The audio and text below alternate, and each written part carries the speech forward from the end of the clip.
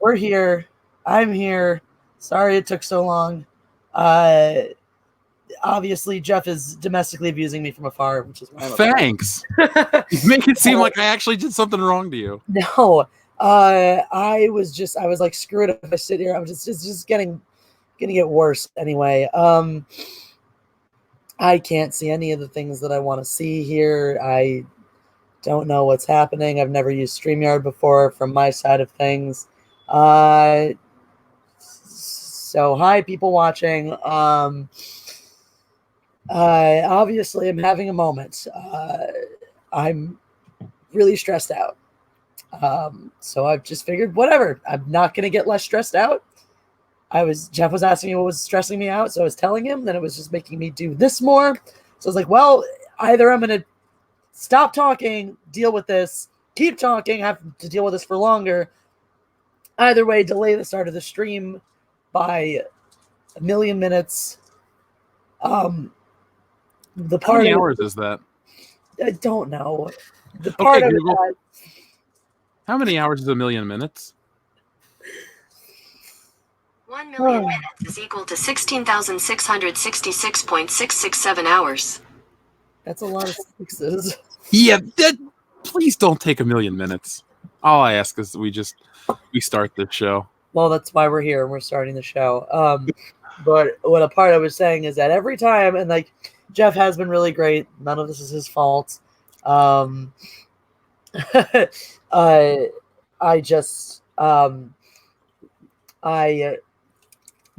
feel like, so I've had a lot of stress lately, and I feel like every time I make the decision, and Jeff's been really instrumental in that, and knowing when I get upset and talking to me and telling me things are going to be all right and all that stuff. So I've been feeling really positive and really like, yes, I can do this. I can do the things I need to do. I was very productive today. I was very productive. I was as productive as I could be last night, considering that my phone is effing terrible. Thanks YouTube for Gmail for letting me know that I'm live. And my mom's texting.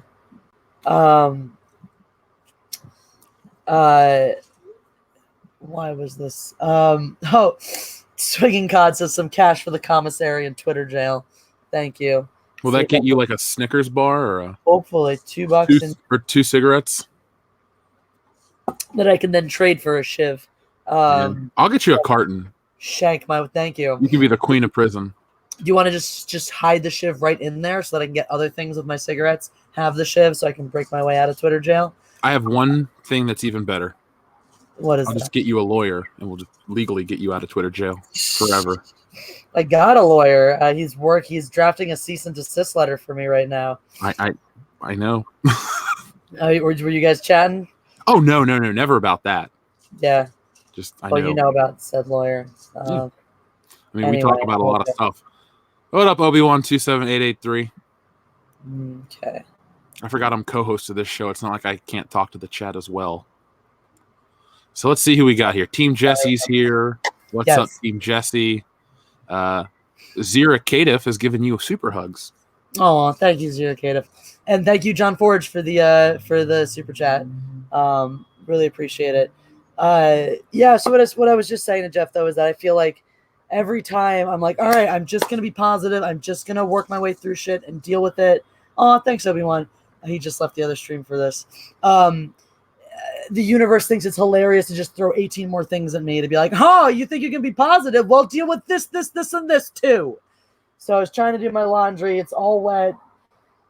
I couldn't get it done earlier because life, and I was doing that stream on Jeremy's channel, so I don't have enough quarters to run it through a second time. It was too big of a load. It needs a second run through. I literally don't have enough quarters to do another load. I don't have time to go out and get the quarters to do another load, nor do I have time to wait for another load to be done. I guess I would because I could throw it in now, but I just literally don't have the money, as in I don't have quarters because it takes change. There's no goddamn change machine in my apartment, and I didn't have the time to go out anywhere like across the street to get quarters. So that's just damp, and I can't lay it out of my apartment to dry because the entire reason why I'm doing this laundry is so that my stuff will be cat hair free because I'm going on vacation. I'm going home back to Philly tomorrow, and then I'm going on a vacation with my dad. My dad is very allergic to cats, so the whole point was do your laundry, get it all done so that it's free of cat hair so your dad doesn't have an allergy attack. So I did this for him, but it's all fucking damp right now. So I got to pack it damp because, like I said, I can't spread it out because it'll defeat the purpose because it's just covered in cat hair again. So plus then it's like, all right, I got to do this in less than 3 hours. Actually, in 2 hours, I got to leave to go do my open mic. And so I'm not going to have time to pack before this, packing before then, or clean up before then. So I'm going to end up packing before then, or not pack before then, which means I have to wake up at 4 a.m. anywhere. No, I have to leave my house at 4 a.m. with my cats all ready to go over to my friend's house who's watching them. So I have to be packed and ready to go by then. What time's your flight? It's at 6 a.m. So we'll finally be up at the same time. Yeah, right. I'll be up. I might be up before you because I'm probably going to have to get up at 3:30. Remember, that's 7:30 my time. What? It's 7:30 or 6:30 my time. I'm usually up pretty early. You're gonna be up at 6:30. I usually, as soon as it starts getting light out, I wake up. You know that. It's terrible. Can't help it. We're getting blackout curtains. Yes, we are. I was gonna get one of those eye masks, but I thought, then I just take a bunch of pictures of you and post them everywhere. Oh, that's fine. Just don't tag me on Twitter. I will. I'll tag you everywhere. By the way, who said it in the chat? Casey Mobley says, when are we going to have an It's Always Sunny watch party? Right now. We're going to do every episode in a row. Jesse, you're not going home. We're watching every episode of It's Always Sunny. Nope. Vetoed. One day you'll watch them with me. I got no issue with that, but I don't think all of the people would appreciate that at this time, since it's the first mindless bullshit stream in a while. I wonder why. We were busy, we were busy. We were actually together in the same location. Yes, true that. So do we want to tell them what the original plan was? Well, how we were going to stream from the same location and make it painfully obvious, but never acknowledge it on camera? Yes, that was going to be so fun until I ruined it all by kidnapping you. I'm glad you did that. That was better. That was definitely much better, but that was going to be really funny. It was going to be very entertaining. I was looking forward to that. I'm sad we didn't get to do that, but I'm also much happier that that I kidnapped you.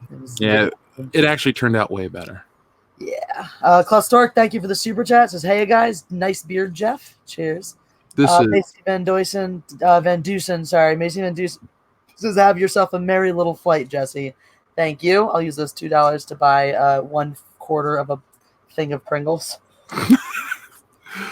Klaus Stork, thanks. This isn't a beard. Jesse saw me with a beard. Yeah, that's just scruff. Yeah. And no, Team Jesse, Jeff has not gotten a haircut yet. No. Sorry, dude. In spite of bitching incessantly about how long it was, how it was too long, and he didn't like it, he still hasn't done anything about it. No. So, first world problems. First world problems, indeed. So you want to give these people a show? I guess so. What are we doing? Do we have topics? I mean, I thought that's what we were already doing. Oh.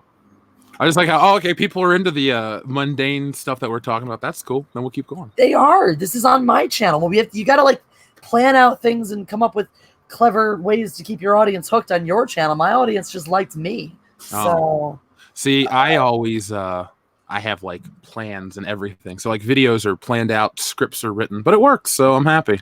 There you go. Oh, John Costello, thank you for the super chat. Appreciate it. That's always nice. Scruffy beard Indiana Jeff. I have one of those hats downstairs. I'm not going to go get it right now, but I have an Australian cowboy hat. I like it. We are Sheepbot. Now, Beth, you guys just like hanging out. Yeah, we are going to talk Star Wars. Because what did I call this stream? Mindless bullshit. Star Wars. I called it. Well, it has another name on the YouTube. Oh. I changed settings over there. What did I call it? Something. Words. I believe I called it Star Wars. Where's the hype? In the toilet. Yep. So that is something we will cover today. Casey says, yeah, there's no Star Wars hype anyways. That is a great question. Where is the hype? Where has all the hype gone? Well, that's the problem right here. Disney owns everything that's in the geek culture sphere, the big stuff. So they're busy promoting this and they're busy promoting that, and certain things just get brushed aside and they wait till 0 hour to promote Star Wars. And I don't think you need 10 months to build the movie up, but you should have a trailer 6 months out, not a teaser, an actual trailer. Because I mean the D23 footage that we got was even less than the original teaser. Usually you get more as you go along. We've been getting less, which is very disappointing. Swinging Cod, thank you for the super chat. Topic: who put the bop in the Bop Shabop, and is it the same person who put the Ram in the Ramalama Ding Dong? I like Swinging Cod, even though he made me watch Mother. It's terrible. And drink way too much that one night. Well, folks, we're going to have another one of those Friday nights. So, Jesse, you'll be off with your family, and we're going to be watching the original Halloween 2, and I'm probably going to puke. That's good. Glad I don't have to deal with you. I'm getting the 30-pack of beer. Look, it gets kind of pricey because these people are like, here, drink 4. So if I buy 2 6-packs, I'm done in a couple minutes. Luckily, you had all the alcohol in the apartment. So, yeah, thanks that you never replenished. So I'm sure I paid you back for all the meals and stuff we did. So excuse me, sex doesn't count. All right, I need to pay rent. I said meals, not sex. Whatever. Sex doesn't pay my rent. If it did. Anyway, sorry. This is a quid pro quo now. Now you feel entitled to come and just drink all my booze because you took me on a date. So these dates are not just a nice thing that you do for me because you care about me. These dates are now you see what I have to deal with, folks. Saying me, what you have to deal with, what I have to deal with. I took you on this night's date. Sweet. So now I'm not paying you for groceries for the whole month. That's not true. I bought groceries. Yeah. I did. Like once. No. Camping. Bought groceries for you. For me? Bought your watermelon that you weren't even going to share. We shared. Yeah, you weren't going to. You didn't offer me any, Walter. I had to be like, hey, can I have some? And you're like, oh, yeah, first half's already gone. And that was like the second watermelon, the first of which you offered me none of, but whatever. I was sick. I was delirious. And I was spending all of my time and energy and money taking care of your ass. So who was taking care of me? Well, also me. Also me is the answer. I was bedridden, okay? Okay. Basie Van Dusen says, Swinging Cod, it was old gray Ram Bamba Jam's ghost. God. I'm gonna lose my mind trying to read these things. Jet Joe Johnson makes an excellent point. Star Trek Discovery does not count as Star Trek Watch the Orville. I couldn't agree more. I don't watch Star Trek Discovery because I agree with that sentiment. I only watch the Orville because it's amazing. Pagan God X is clearly on my side. I don't know. Is he though? Because he says, "Remember, Jeff. You signed up for this, Jeff." So that's okay. That sounds like he's like 40% on your side, 60% on mine. No, he's on every world class bullshitter stream, every high council. He's there all the time. Doesn't mean he's not a little bit on my side in this situation. Anthony Shelley says the original Halloween 2 was my favorite one. It's a good movie, a very good movie. I like to watch them both back to back because it's the same night, the night he came home again, or whatever they do it, or however they title it. So, Anthony, I'm a big fan. We're gonna watch that and get blackout drunk. Hooray! Well, that'll be good. I'll be off being busy, not having to deal with you. Okay. What? Okay. What am I gonna do with your blacked out self? What if you fall? My office is here, and the room that I sleep in is there. All I gotta do is walk around. I'll be fine. I'm just saying, like, if you were here and you were to, like, trip and break 90% of my possessions because my apartment's a lot smaller than your house. That never happened. I'm just saying it could have. No, the only time we blacked out drinking was after that brunch, and we both woke up in bed and didn't know where the fuck the day went. Okay, we didn't black out. We passed out. At least I didn't black out. I remember everything. We passed out. I remember everything, too. So we came back and drank more of that fun wine. We didn't black out. DeMille Jr., thank you for the super chat. I would like to thank Ryan Johnson for making it possible for me to watch the holiday special without drinking. Yeah, man. Yeah. 007 Cloud says, nice Spidey head to your left, Jeff. Oh, thanks. It's a bobblehead. It's an original. I also got a Frank Reynolds from It's Always Sunny in Philadelphia. Thanks to Salvador. The best part about this one is it talks. There we go. Nice. Yeah. I'm having a weird moment because I've gotten used to or I'm trying to see if this does it the way I'm used to or not. I've gotten used to OBS where I feel like I'm always turning this the different way than I think I need to. You're centered right now. It's the same. No, I can see myself. I'm not blind. But it's weird because it's like it's mirrored. So Hangouts was different. Hangouts was mirrored. This is flipped. So with Hangouts, like when you move something one way, it moved the way you thought it was going to move. With this, it's the opposite. So if I think I'm moving my hand this way, or maybe this is the same way as Hangouts, and I've just gotten used to OBS, which is the opposite. Anyway, either way, it's weird. I'm getting used to my framing because we're also on a weird split screen, so I have less room than normal. Anyway, Obi-Wan27883 says, LOTR marathon drinking live stream. Yes, but that can't be just first time watching. He can't drink. He can't be drinking the first time watching. Here it is, Obi-Wan. I keep it by my desk. I'm a man of my word. I will watch this. I guess I was going to watch it at Phil's. I'll watch it with you. How's that? As I was saying to Obi-Wan earlier, I was thinking about making you watch it in Milwaukee, but I was like, we got to go to Obi-Wan's place and watch it with that dope ass sound system. I was gonna say, why don't I watch it in January? But if I'm already out to you, we'll just go over to him. Exactly. That's all right, Obi-Wan. If you're cool, we're gonna invite ourselves over. We already have it. It's down. I've already taken care of it. All right, cool. Yeah, Casey Millie's got to be the extended editions. Otherwise, it's just not right. So do you buy into the idea that one of the reasons they haven't hyped the episode 9 is that they're hyping the Mandalorian? They're waiting for that to drop to push that, and then they will hype episode 9, as soon as that drops, and hope they can just dovetail off of the ride the coattails of the Mandalorian hype into another Star Wars film. Is that why? I did address that in the latest video I put out. That's one of the reasons that I think it could be. It's also, there's the rumor of the reshoots, and if that's the case, they might be reshooting stuff to cut to a trailer. They have to composite stuff. There are a couple reasons I could believe, but again, if it's the Mandalorian one, that's a problem because there's so many different things that they're trying to promote on Disney Plus. Did you see they already canceled a Disney Plus series? No, which one? The Muppets. They canceled the Muppets already. It didn't even get made. Wow. So just saying, there's and their stock dropped because Apple announced that their streaming service is $4.99 a month. So we're in the middle of the streaming wars. I got a video coming out next week-ish about it. These things take time, but with Disney Plus, they might be going for Mandalorian. And do they have a Marvel show this year? Is Loki this year? Is that next year or what? I don't think anything new for Marvel's dropping this year. I could be wrong. There could be one show dropping, but is Loki the first one that's supposed to come out?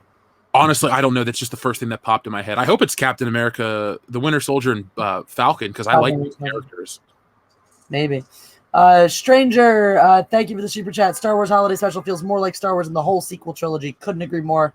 I actually made a video on that for Geeks and Gamers way back. It was Holiday Special versus The Last Jedi, and I kept a scorecard. And Holiday Special won by a good decent margin. You know, when we were together for the first time around Christmas, we should watch that just to celebrate our first winter together with a terrible video. Yeah. We'll do a live stream. We'll definitely do a drunk live stream for that one. We'll get spiked eggnog and just rum. Fuck it. Yes. All right. Sounds good. So that'll be next year sometime? Christmas season 2020. All right. Look, you guys have something to look forward to for 2020. Yeah. Garbo the VS, thank you for the super chat. You think Star Wars Rise of Skywalker will make Batman vs. Superman box office numbers? Didn't BVS make like $860 million though? Let me look it up. Because it started out strong and then it like died. Yeah. Let's see. Batman vs. Superman. It was a shit movie.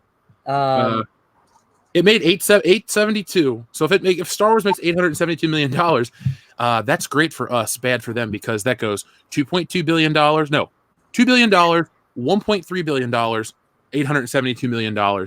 And Solo failed. And Rogue One did make $1 billion because it's a pretty good movie. But yeah, if it makes that kind of money, that's going to be kind of embarrassing. Yeah, absolutely. We'll see. There was an article on Forbes. I didn't read it too closely, but apparently Cats is going to be the biggest movie ever going up against projected to be like the biggest movie that's ever going to go up against a Star Wars release in the same weekend. I can't imagine that Star Wars and Cats have too much of an overlap in audience. I still haven't watched the trailer. That's apparently terrifying. Don't. For the love of God, don't. Team Jesse is super stoked for this, though. Like, Team Jesse can enjoy it. I know the real Jesse. Don't do it. Team Jesse is the most optimistic person I've ever met. And I know Jeff, so that's saying something. I am pretty optimistic. It's true. No, I think another thing that's going to hurt is if Jumanji is truly great. Like if Jumanji 3 is as good as Jumanji 2, you're going to have positive word of mouth, and a lot of people are going to go see it over the holiday season, which is supposed to be Star Wars territory. It's only 1 week apart. 1 week is it? So it's coming out 1 week ahead. Yeah. Okay. And I know movies make a lot of money in their opening weekends, but you got to think if Jumanji, like I said, if it has legs, the second one did really well against The Last Jedi. And it was a great movie too. I really liked it. Phenomenal movie. It was an excellent sequel. I laughed my ass off. I was surprised. Honestly, I thought it was going to be some fun, cheap laughs and not great as a film. And I was incredibly impressed with it. Well, you know how much I like The Rock, but I hate most of his movies. So that might be my favorite Rock movie because I thought he just delivered. I do think he and Kevin Hart have really good chemistry together. Oh yeah. Like what was that movie? Central Intelligence. I never saw it, but I know what you're talking about. Yeah. It wasn't a great movie, but it was hysterically funny at points. The two of them just really, I mean, they have that natural, they're already set up. They're already perfectly set up for natural comedic chemistry because you got the giant guy and the little guy. And the giant guy is always going to be your sort of, he's going to be the straight man to Kevin Hart's funny man. Yeah. And the way they said it in Central Intelligence was he was the sweet guy. But it was like they did so much extra layering because he was the sweet guy, but the badass to Kevin Hart, or like the innocent, like sort of, sweet whatever guy, but also the badass to Kevin Hart's lame, like cowardly, but hysterical and biting, the edgier, the comic relief. So Kevin Hart always takes the more biting comedy, whereas The Rock has a very nice straight delivery on a lot of his comedy. I actually do like him very much as a comedian, but he's the type of comedian who he's not naturally a comedian. He works his type of humor and his type of delivery works really well balanced against somebody, and Kevin Hart is the perfect foil. I gotta show you when he was a wrestler. You'll disagree about the comedian stuff because he's the best on the mic of all time, and you'll laugh your ass off at the shit he would say to people because he always spoke in the third person. So that's why his theme song says The Rock says, because he never would go, I think this and I think that. It was always The Rock says this and The Rock says that. And she's like our president when he tweets. Well, The Rock did it first and The Rock's better. So and The Rock probably is more intelligent than our president. So. Rock did go to college. Miami. He was on the same team as I think Warren Sapp. So there was some big championship year in the 90s for the Miami Hurricanes and he was on it. But the funny thing is The Rock was a failed football player. Like he couldn't make it in the NFL. He couldn't make it in the CFL. So he tried wrestling and well, he made it big, so. There you go. Maisie Van Dusen, thank you for the super chat. Different kind of Star Wars. Star Wars, The Rise of Redheads, starring Scarlett Johansson. She's not just a redhead, though. That's true, but I'll watch anything with Scarlett Johansson. It's because you like butts. Oh, I was scrolling there. I was watching just a few minutes of I was looking at something. I just happened to notice it on my page on my YouTube page, and it was the live stream right after our first date in Las Vegas. And I was like, oh, let me just watch a little bit of this and see the adorability of us pretending that we're just really drunk and not, only tipsy and enjoying each other's company. Is that the one where we're walking down the street? Yeah. And I say I'm not ticklish with my clothes on? And nobody caught on? Yes. I don't know if that was that one or that was another one, because we did another one walking around Vegas. Or that might have been the one, just the one. That was the one, because we filmed another one in the room, the Bazaars. And the Bazaars one. That was great. That was my personal favorite one. And then that was it for Vegas. Yeah, because I streamed from the Hangout on Friday night as well. No, yeah, so that was that one. So there was I didn't watch the whole thing, but in the beginning, there's the part where you're like, I told her I can't go to In-N-Out because blah, blah. And I'm like, you can go. I'm just not going with you. I'll find new people to drink with. And someone in the chat was like, oh, he just got like super friend zoned. There's a couple different comments about you getting like ultra friend zoned. If they only knew. There's another comment too, spot on. There was a part about, because we were talking about clothes. There was a big Gucci sign, and you were talking about like how you never bought anything Gucci because it doesn't come in your size. And I was like, I don't know what that's like, but I can't buy swimsuits if they come in, if they're sold as the same like single piece where you can't like mix and match sizes because I'm small on top and large on the bottom. And then so I got in my butt, like because I have a big butt or whatever it was. And someone was like, "Oh, Jeff's Faceless Press is totally checking out her ass." You like completely overtly just like lean over and are like, "Oh yeah, nice butt." Like totally, completely obviously. Hey, you're allowed. It's your butt too. Yay! Garbo, so far away though. I know. It's your fault. It's your fault. You're literally gonna fly over where I live. Yeah, so I can't like parachute out, and even if I did, why would I do that in Ohio? Because I'd be waiting in my Jeep and would drive you back. So I'll just parachute to Cincinnati, and you're gonna drive me to Philly tomorrow. Yeah, we'll get to spend 10 hours together, and I'll come back and have my show. I'll do it on the road like Jeremy. Car video. No, stop. No, not allowed on my channel. Get out. Just leave. Garbo the VS says, I also heard they're doing a lot. All right, he left. I also heard they're doing a lot of CGI reshoots from Doomcock himself, as well as this Palpatine being Rey's grandpa. What are your guys' thoughts? Well, the Palpatine is Rey's grandfather was something in the Reddit leaks. Grandpatine says, and I hate it. I think it's terrible and completely illogical. He died. He was thrown over the thing by Darth Vader over the banister, down in the exhaust port, disintegrated, and then the Death Star blew up. He's not fucking alive. If there is some kind of... As he fell, he clearly had one of the Wayfinders to zap himself into the world between worlds, and No, it's terrible. It's terrible. Him being alive is terrible.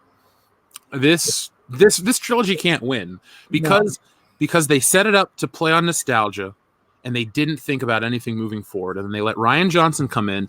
And that's one thing about Hollywood. You know this. You live there. Everyone kisses, oh, you're an artist. You're this, they're that. You're full of shit, Rian Johnson. He did not know what he was doing. He's not a very good filmmaker. No. And then, so they let him do what he wants because they didn't want to step on toes. And they gave a bad movie that made money, but significantly less. And now we're here, and you have no interest. And I'm not going to talk about it here too much, but did you know that there's an article that came out, a poll about most exciting brands for kids, and Star Wars is not mentioned, and so they're changing the entire scale of Star Wars figures and the entire way they're marketing it for this movie to try to entice kids that don't exist in the audience. Yep. Sky Smith, thank you so much for your super chat. I will not read it. If Jeff wants to read it, he can. Car video. Hey, I have a rule. If somebody sends it in the super chat and it's not malicious, I will read it. I have that rule too, unless it's car video. I also, car video to me counts as being malicious. Fair enough. Han is grooming Mel right now. It's very cute. I like those cats. I can't shit the audience. They're adorable cats. Also, it's Lando's birthday today. So. Aw, he's born on 9/11? Well, thereabouts. Somewhere between 9/9 and 9/12. So I just split the difference and went with 9/11. That's same with the Han. Han is born somewhere between the 3rd and the 5th, so we just go with that. GS Will 11 says, "Hey Jesse, I remember seeing a Talkin' Politics stream with you and Jeremy in the spring. I think is that video posted? I can't find it. Thanks. I don't know if that video is posted. It's on Geeks and Gamers though, so that was not done on my channel. It was done on Geeks and Gamers. I'm not sure if he left that one public or not. It was a really good stream in which we yelled and screamed at each other. I was severely abused in the chat. And normally I don't complain. I don't give a crap. But when 700 people are sending you actually like verbally abusive messages, it's a little bit annoying. But we finished the debate, shook hands virtually. And Jeremy was awesome about talking about exactly why that's this is what Geeks and Gamers, why I'm on Geeks and Gamers, basically, because I'm not going to back down. I'm not going to cow to your, anti-Semitic, violent suggestions of violence, abusive tweets or messages. I'm just not. You can say whatever the fuck you want. Real quick, Gen X says there's a lot of matchmaking going on the Geeks and Gamers crew. Who else? Stranger, thank you for the super chat. But what about the droid attack on the Wookiees? But what about it, indeed? Sorry, Wookiee lives matter, but I don't know how to go to Kashyyyk to help. I know. We're stuck. We're trapped. Yeah, CD Pete, I did see that, but did you also know that in the vintage wave, there's only 5 figures and that's it? So they're not giving the Rise of Skywalker a dedicated toy line. Like I said, folks, next week I was going to work on a toy video for tomorrow, but I thought this Ryan Johnson thing was more interesting. Plus, I mean, I went out and I filmed today. I'm getting back into the epics, if you will, the WCBS epics. So make sure you guys don't miss out. Probably Monday will be it. But I also got a really good video on Dave Chappelle and whole Rotten Tomatoes thing. You talking about how Ryan Johnson is trying to legitimize his film by saying he didn't like the Empire Strikes Back when it came out? That and a couple of other things. And I actually pulled up articles from 1980, big articles. We're not just talking like the Idaho Times or some bullshit from the middle of America. We're talking like big Hollywood Reporter, this, that, and the other things that were around back then. I could be mistaken. I got them pulled up in these tabs, but I do have those to actually counteract what they're saying in the this article to try to defend it. So it'll be a good watch. You should watch it when you land.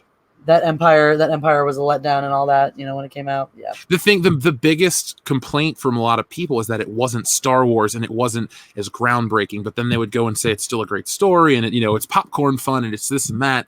And you know how we both feel the same way. The first Star Wars is the best. Hands down the best one to us. And we both love and respect Empire and Return of the Jedi is fine. But to call it a bad movie is bullshit. No. I don't think anyone was out there saying it was a garbage film. I think people were. You have the outcry of like, oh no, and now I have to wait to find out what happens because it ends on a cliffhanger. What happens to Han Solo? What happens to with now that Luke knows Darth Vader's his father, can he still kill him and all that? That's a big cliffhanger. So the outcry of like, oh no, I don't have to wait to hear it. But these are good. Even if it reads in the moment as being critical, it's a good response because it's what's going to happen. Oh my God, how dare you leave us on this unknown note?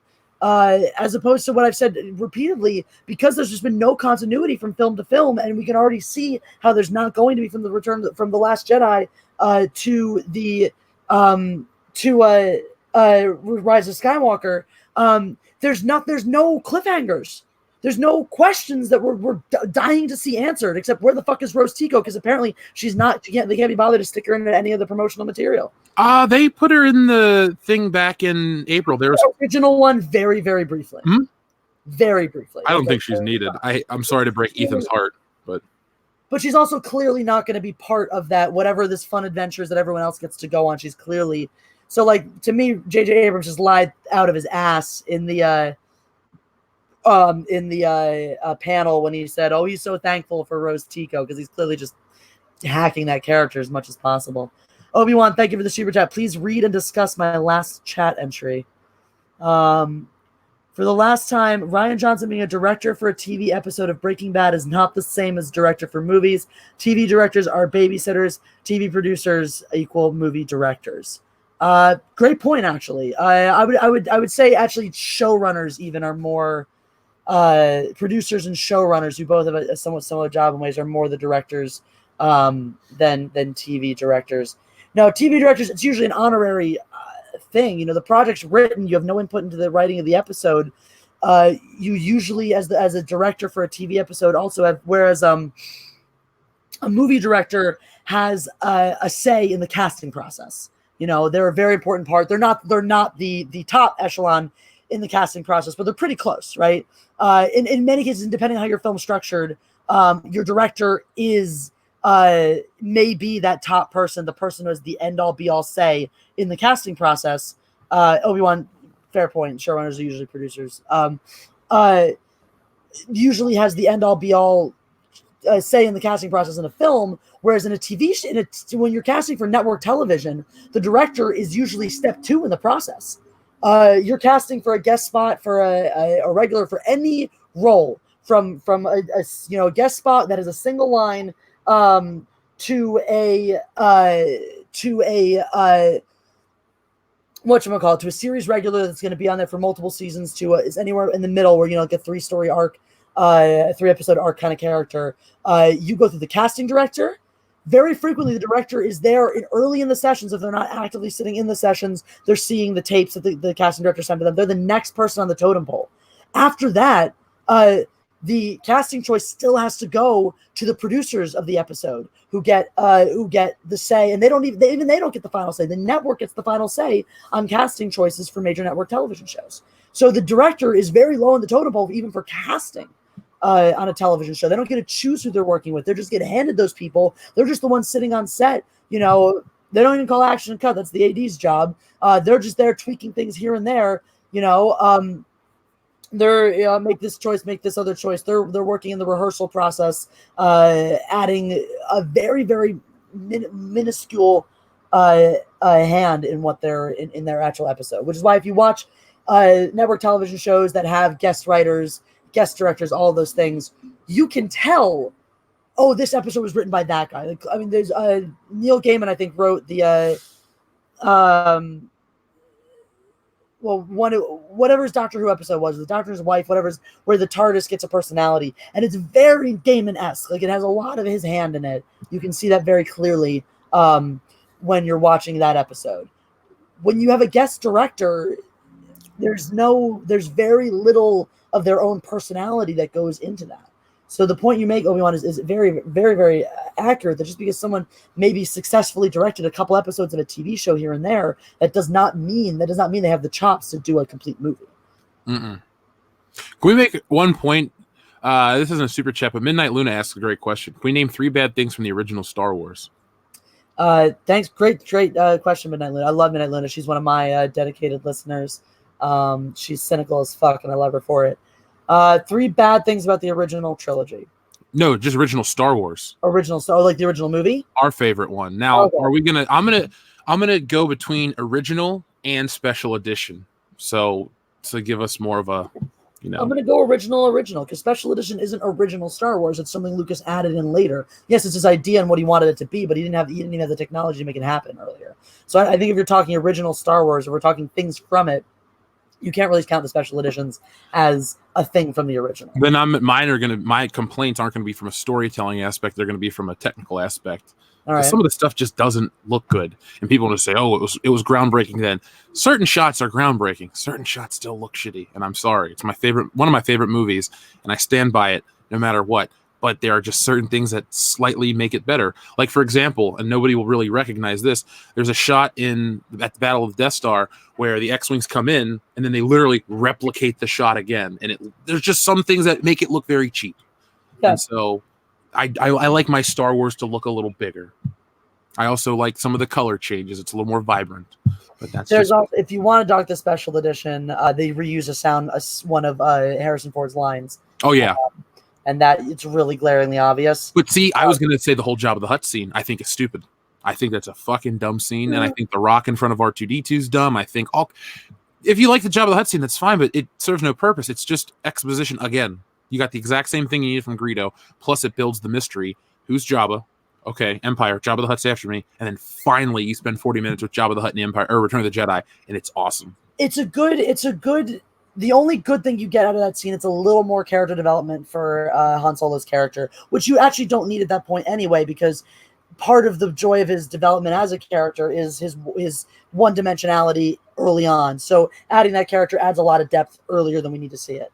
So I'm with you on that. And then, yeah, that's the whole reason why that line exists twice, is because it was recorded for the Jabba the Hutt scene originally, and then they utilized it rather than they just had that there. And I guess at that point they must have known they were cutting that scene, because rather than ADR something else, because you hear that when you see him taking out his blaster. Yeah. So rather than maybe they did have an additional ADR line that was similar or just didn't sound as good, and just use that one instead. So it's hard to pick apart things that I really dislike about the movie, because I don't. Like, overall, it's a great movie. I love it. I think it's paced perfectly. It literally ends with a bang, and then you get the great payoff in the throne room. I don't know. I think it's the best Star Wars movie because it's the most complete, and you don't need to tell more of the saga and kind of convolute things. I'm not saying Empire convolutes things. I think Empire opens the door to Luke and Leia being brother and sister, and just stuff that I don't like about Star Wars. You don't like the Luke Leia sibling thing? Because it's not how it was meant to be? Luke was always meant to have a sibling. Yeah, but it wasn't Princess Leia. No, but that was just for the convenience of storytelling, because Lucas realized, which is actually something that effing Rian Johnson could have realized, that at that point in your trilogy, it's too late to start introducing a major player that were attached to these characters, and that he could justify Leia being that person. And actually, it works really well. There's a couple of things that don't read. What? It's a love triangle from the first movie. It's a love triangle in the second movie, and then we about face at 0 hour to add an extra element 2/3 of the way. It's not a love triangle past that opening, that one scene on Hoth. It doesn't matter though, because they don't interact until the very end of the movie when his hand's cut off and she's back there taking care of him, and then they look off into the Milky Way thing or the galaxy. Like they're not together in the movie. But it's like R2-D2 and C-3PO. Yeah, so it's a relevant plot point. So it doesn't take away from it being a love triangle, because that's an irrelevant plot point. Love triangles are boring. Love triangles are, quite frankly, trite and boring. So I'd much rather, it's much more interesting to have, as uncomfortable as that kiss is, it's actually a lot more interesting to have it be like, oh, you were hitting on this chick that you felt really strongly about right away. You immediately had this deep connection to this woman, and the reason is because it's your sister. You know, I don't look at if you go back and watch all the promotional stuff for the first Star Wars movie, which is on the Blu-ray, the first Blu-ray, guys, this one right here. I have all of it. I've watched all of it. You don't have this one, do you? No, I don't have that one, but I have all the promotional stuff, and I've seen it all. Yeah, you need this one because it's got 3 bonus discs, and on one of them, there's a talk show that they're on, and they interview Carrie Fisher, Mark Hamill, and Harrison Ford, and they go, "Who will Princess Leia end up with, Han Solo or Luke Skywalker?" And they all go, "Well, Princess Leia," or Carrie Fisher goes, "If she ends up with Han Solo, she's a schmuck. She should be with Luke." It was never meant to be brother and sister. No, but that doesn't mean that it doesn't work. It doesn't work. It absolutely does. There's incest in Star Wars. Come on. There isn't incest. It's a kiss. All right. Multiple times. Like the For Luck one, I could buy because they're like running from from these stormtroopers. Even a reasonable siblings can kiss like that, and it's not that weird. Yeah, but in Empire, when she makes out with him and he goes like this, he's like, It's gross. Agreed. It's gross. But outside of that moment, as a plot point, it works. The only other thing that doesn't make sense is Darth Vader not being able to sense that when she's on the Death Star. That doesn't make a lot of sense. And because it wasn't there, and it's clear. You can justify that by saying, well, she's not as force sensitive as Luke is. I don't buy it. I never will. Because I look at these movies as they were made one way. This is how they were meant to be taken. We don't add 40 years of bullshit and now we're supposed to reinterpret the story. It's like it's how it is. It's like if they made a Back to the Future 4 and they're like, Marty was secretly gay the whole time and only Jennifer knew about it and it was a beard or whatever. I was like, that's stupid. The whole thing is like their whole thing was the sister was an important part because Lucas had the concept of the backstory of Luke being a twin and the long lost sister and all that. He had that in his mind from the Luke was also designed as a woman and there's production sketches. So half the shit Lucas tells you is garbage. It doesn't mean he didn't have an initial sibling conceived of in it. Well, there's also a video clip of him going, when Yoda goes, "No, there is another." It's not to say he has a sister. It's to say Luke could lose this fight against Darth Vader. There's somebody else that could come in and beat him. Yeah. Because it was meant to have the audience on the edge of their seat. Because nowadays, everything's predictable. It's like, oh, you know that Spider-Man will be back. Oh, wait, he won't be. But, they do shit like that. And movies today just aren't the same. I'm not going to no disagreement from me there, but honestly, I'm sure we can disagree on this point, but having her be Luke's sister is a way stronger plot point than it being a love triangle between the 3 of them. What does it add to Return of the Jedi for her to be the sister of Luke?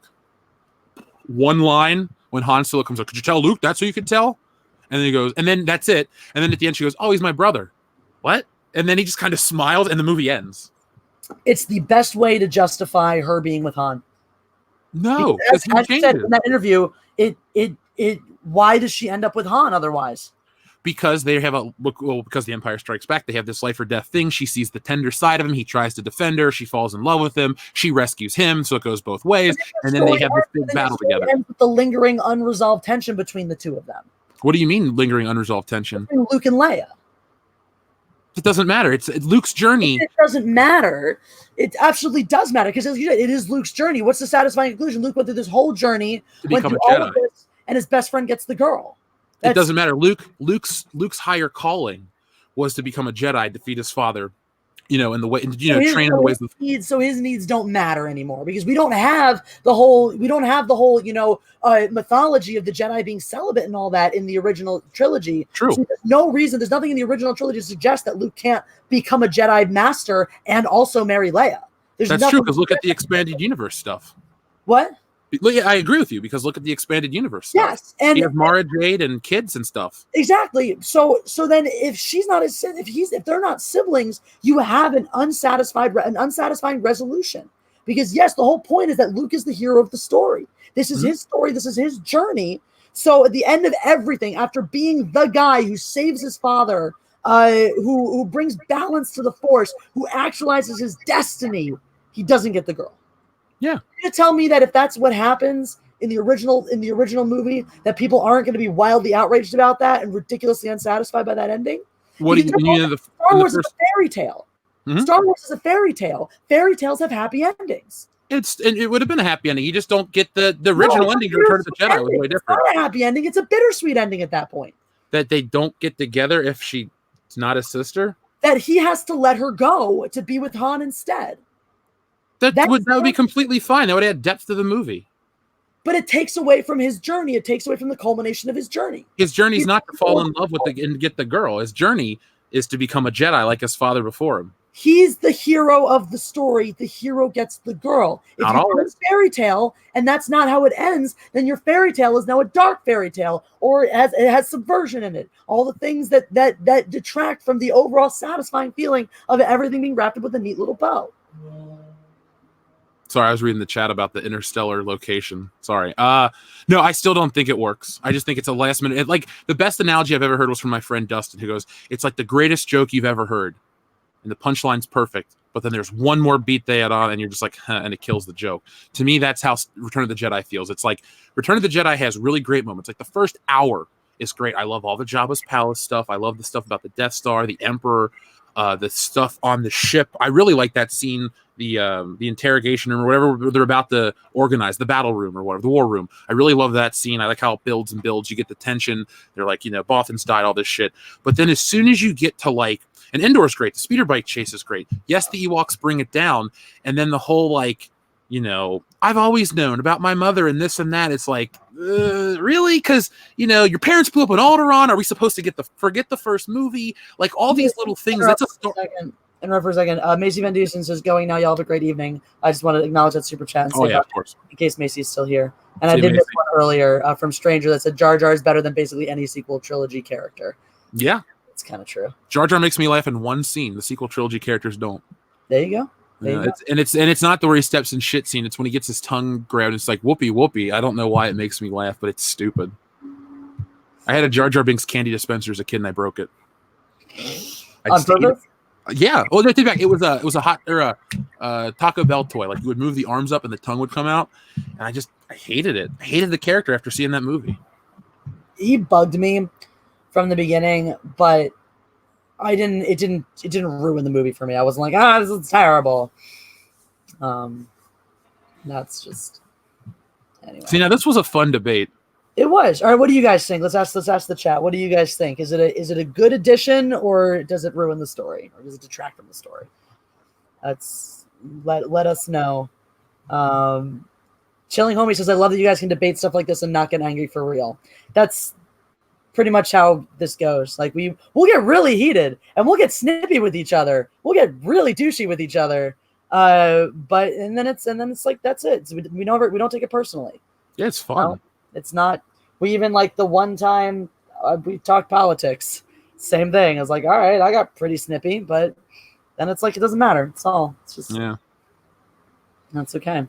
That was actually something great that we were discussing earlier on the Geeks and Gamers stream, is how we can all have different viewpoints. How it used to be that way, that politics, who you voted for didn't matter. It wasn't like the beginning of every conversation. All right, who'd you vote for? Oh, you voted for that person, can't be friends with you anymore. And that shit didn't used to matter. It wasn't like these weren't deal-breaking things that determine whether or not you could be friendly with somebody. And that's when that doesn't even come up. It's not even relevant when you break down. If you look at that chat, me, Gary, Anna, and Jeremy. Jeremy's very outspoken about how much he loves Donald Trump. Good for him. The only reason I'm as outspoken as I am about how much I hate him is because Jeremy's so much outspoken about how much he loves him and he needs a proper foil and someone calling him an idiot all the time. Otherwise, his ego just gets too big. But Gary and Anna, don't talk about that at all. They Neither don't do I make publicly. a reference, and nor do you ever make a reference to who they voted for, who they support, or anything like that. And as I told you guys last night in the chat, and I'll tell you guys again, it's not going to be an issue this election cycle. You're not going to hear it on my channel. Just like we didn't get super political last election cycle before my channel was even anything. You're not going to hear it this cycle. I'm not going to be covering the fucking Democratic debates between 8,000 different candidates. I'm not going to be covering this bullshit thing that somebody said and this bullshit thing that person's outraged about. It's just not interesting to me. You guys are going to get enough of that. You're going to be inundated with enough of that. You guys are going to continue to get hard-hitting satire. You're going to hear me. If the politics dredge up certain social issues, I'll comment on those, but not in any politically framed manner. So only if entertainment gets involved will I make a comment. The only time post Last Jedi I think that I even mentioned Trump was when he dissed my birds, and now then he can go fuck himself at that point. And then all butts are off. You do not fuck with my birds. I told Jeff, I was like, deal breaker. You want to start shitting on my birds? Relationship over. You want to tell him what my answer was though? That you accept being a fan because you like Always Sunny enough. Yep. That's the answer. I love that show so much. I'm cool with the whole city of Philadelphia. All right, you're an Eagles fan now. No. You think I'm going to cheer for the Bengals? No, absolutely not. That would be an idiotic idea. I live in this city. I know what a disappointment they are. Yeah, well. Now, the one thing, Gary does have a Trump doll, but it's a Trump doll that says you're fired. And that doesn't mean he did talk about it as one of his sons of Trump supporters. And honestly, like whatever, I mean, maybe he does, it's indie, but the point is that he doesn't talk about it. He's not out there being like, I have this Trump doll because I love Donald Trump so much. He's got a funny doll that he clicks and it says you're fired that he may have had well before Trump ever ran for president. So it doesn't necessarily mean that that's who he voted for or he supports or he cares about. And even if it is, it's not something he cares to talk about. So look, I have a Funko Pop of Axel Foley, but I don't support Funko Pop. So I mean, sometimes you have merchandise. So good thing Logan Michael isn't here. I don't care. That's the only Axel Foley piece of merchandise that's ever been made. So sure as shit, I got like 3 of them. So whatever. Of course you do. Well, there's 2 different ones, and then a listener sent me one, so that's why I have 3. I bought the set of 2, and then P.O. Box stuff. Hooray. I also have a Rose Tico one over there, but I'm not going to show you guys that one. Yeah. Guys, don't forget to press the like button. It's the one thing I can't see on stream. Is my first time using StreamYard. I like it a lot. The one thing I cannot see is how many of y'all have pressed that button. So I'm going to check right now. Let's find out. Let's see. At 97 of you watching. And look, it's me talking. Looks like my favorite.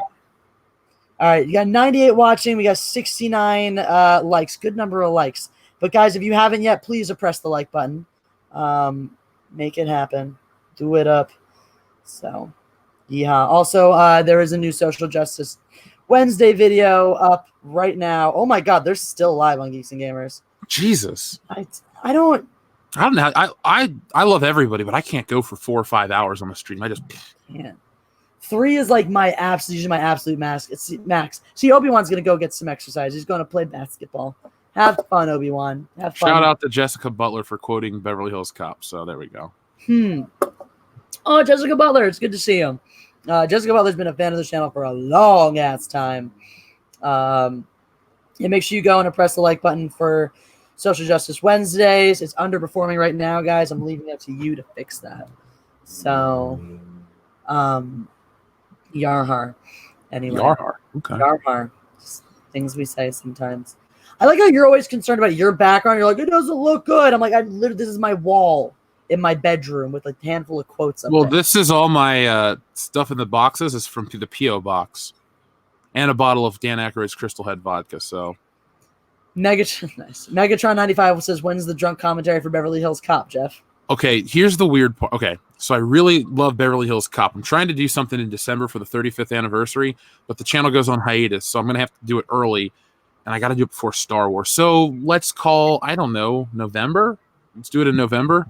I just want to do it right, because that's the one you guys are going to want to get me really drunk for, because Jesse's watched the movie with me. She knows, she's heard me go on about it, so. Yeah. And Dion's just as big of a fan, so. Laura Ryan stole my fan fiction story, says drink. Well, we weren't playing the Mindless Entertainment drinking game, but I do happen to have a bottle of wine right here because that is so Jesse Milestone. I was doing it last night. So if you guys specify that I'm supposed to drink of the alcohol in your super chats, I will do it. This is for you, Laura. I have a bottle of Parape coconut rum, so I'll take a sip too. You don't have to drink. I know you didn't want to. You're not. I wasn't feeling good. I feel better now. All right. Anthony Shelley says, idea, G&G streaming service with original content. That sounds awesome. Yeah. I'll back Jeremy financially so I can get a cut. There you go. Naturally. Laura, it's always a safe assumption with the two of us. But Jeff said he wasn't feeling that great earlier, so we weren't going to do it. But like I said, I got this bottle of wine right here, and I got no problems. So I will always drink for you, Laura. We were talking, so Laura was putting some stuff on. I'm sad I can't engage in all this crap on Twitter right now. Laura was putting it out there because a certain member who identifies with the Fandom Menace made a video bitching about how other people in the Fandom Menace are not calling out it for being woke because of the scene in the beginning with the gay couple. And Laura made an excellent point. I don't remember the exact verbiage, but Anna read it out on the stream about, how basically just being visible and gay, being out and gay doesn't make something woke. And that's very damaging for people like her, like Laura, who is very open about the fact that she's a lesbian, that she's married. Two people kissing isn't woke. Exactly. It's just something that happens between two people, sometimes two men, sometimes two women, most frequently a man and a woman, but it doesn't fucking matter. It's just two people kissing. When they like each other, it's two people kissing. I thought it was just to get sympathy. I thought it was weird though. I thought they were going to build sympathy for those characters because the people ran off. I thought Pennywise was going to eat them. I mean, you saw the movie. The way it was, so apparently, and this was someone was talking about it earlier, this was written into the book, and it was based on based on an incident that Stephen King himself had witnessed growing up in small town Maine. Where people had actually been attacked for being gay, where he actually witnessed a gay bashing incident. Because it happens, and it still happens. And so showing that isn't woke, isn't pushing some agenda. It's just showing a piece of life. Same if you show a woman getting raped, which we're not allowed to do anymore because God forbid we should show violence against women. Same thing if you show anyone getting shot and killed, for no reason. Anyway, it's literally the second chapter of the book, says Joe Carroll. There you go. It's right there in the source material. It's just, and this was written back in the 80s, so woke my asshole. This is just something that was just written in there. So Laura made an excellent point that this kind of attitude, if you have a problem seeing two gay people, if you have a problem, seeing anybody kiss that happen to be same sex, then you have a problem with gay people, and it makes it hard for decent, honest, hardworking people, of which the queer community makes up a percentage, to go on and to just live their lives, which is the point I made as well, because the reverse is true as well, where you have, yes, when you want to be overly sensitive to everything queer is woke. You're actually you're making that you're ending up doing that. You're ending up calling out things that are not woke and essentially playing into a homophobic culture. Whereas the reverse side is all of this alphabet culture now creates it makes it really uncomfortable for a lot of people, where it's like, well, if you don't buy into their version of queer culture, you're ostracized from that narrative, from that box, essentially, and discriminated against by the very people whose culture you're supposed to belong to. And then you're also discriminated against because those people are the obnoxious ones going around throwing it in your face all the time. And there's a lot of assumption for people who, there are plenty of people at places and people in the country who don't have regular interactions with gay people or trans people. And so their assumption becomes that everybody is like that because it's what they're hearing in the news. It's what they're seeing online. And they assume that every gay person is self-righteous like that. And then so they treat people as if they treat every queer person as if that's the kind of person they are. And to tag up that point perfectly, Laura says, and ironically, I'm really quite conservative. So there you go. To act like anything gay is woke is to ignore the possibility, or is to ignore the reality that queer people are people, that gay people are just people, and they can be conservative, and they can be liberal, they can be centrist, they can be all kinds of different things. They can be bigoted, just like anybody can be. So, anyway.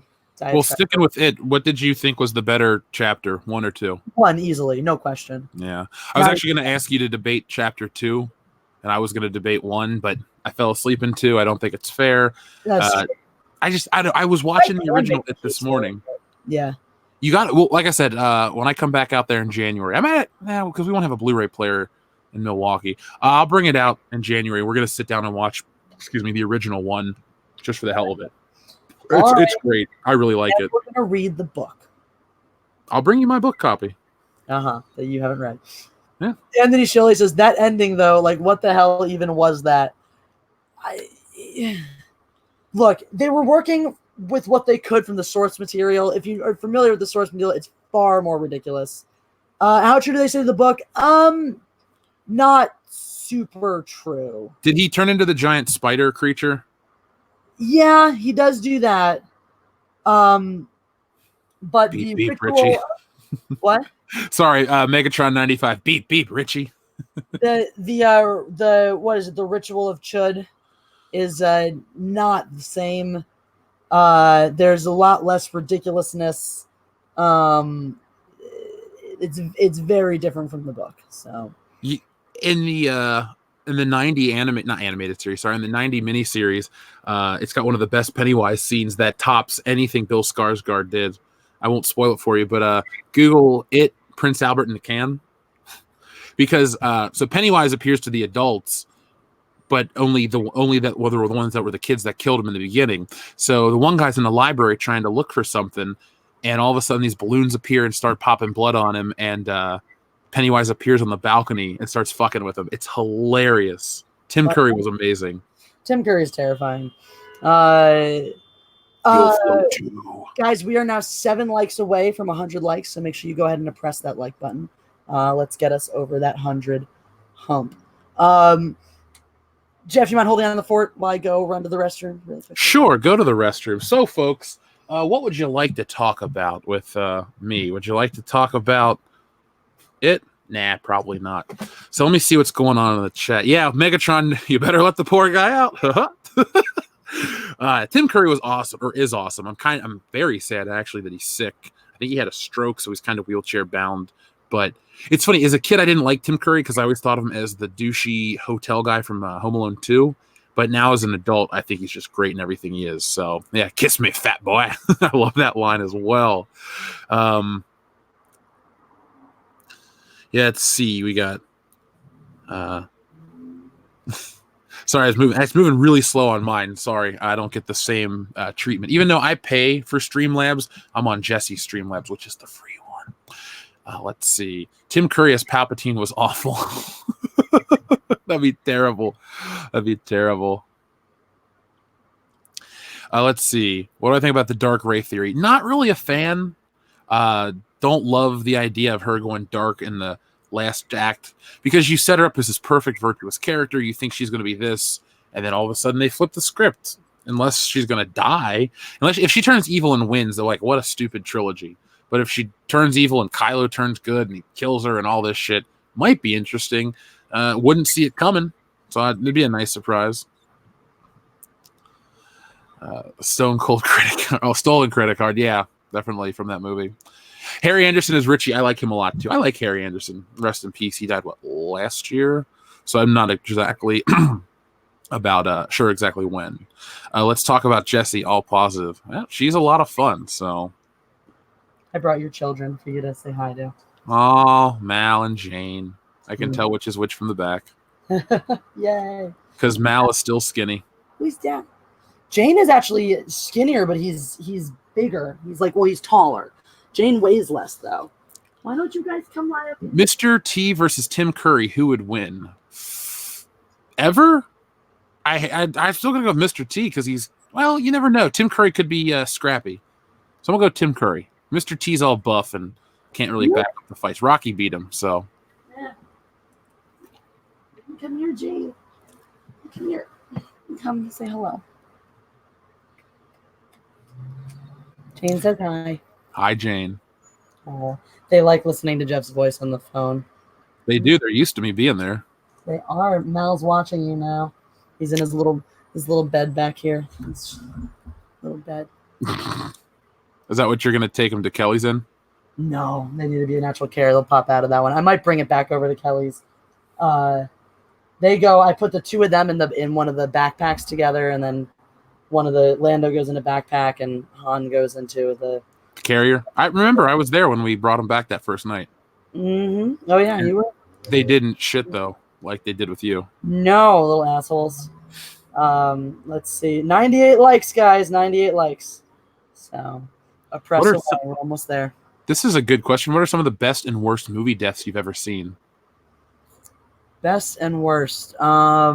Sticking with it, when that kid gets sucked through the drain pipe backwards, that's a pretty good kill. So I'm more of a horror fan than Jesse is. Obviously, more movies than horror have kills, but horror has some of the best kills. Have you ever seen Freddy vs. Jason? No, actually, I haven't.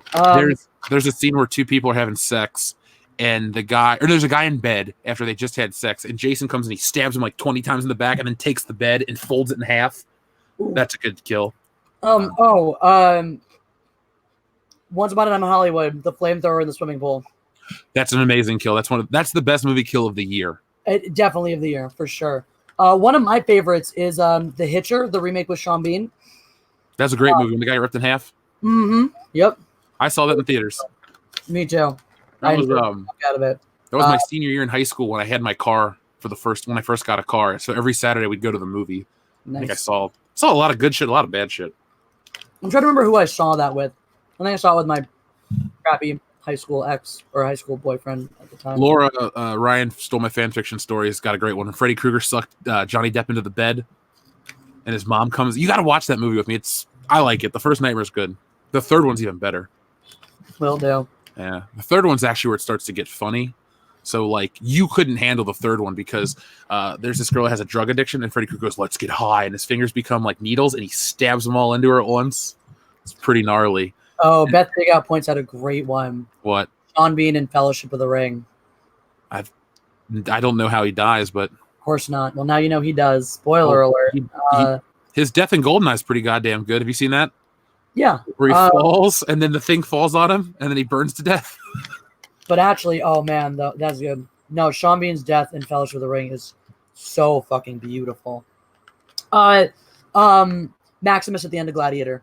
That's just one of the most gorgeous deaths in terms of like meaningful, impactful, beautiful, appropriate, just and actually not to mention when he kills Commodus earlier in that same scene. Another excellent death.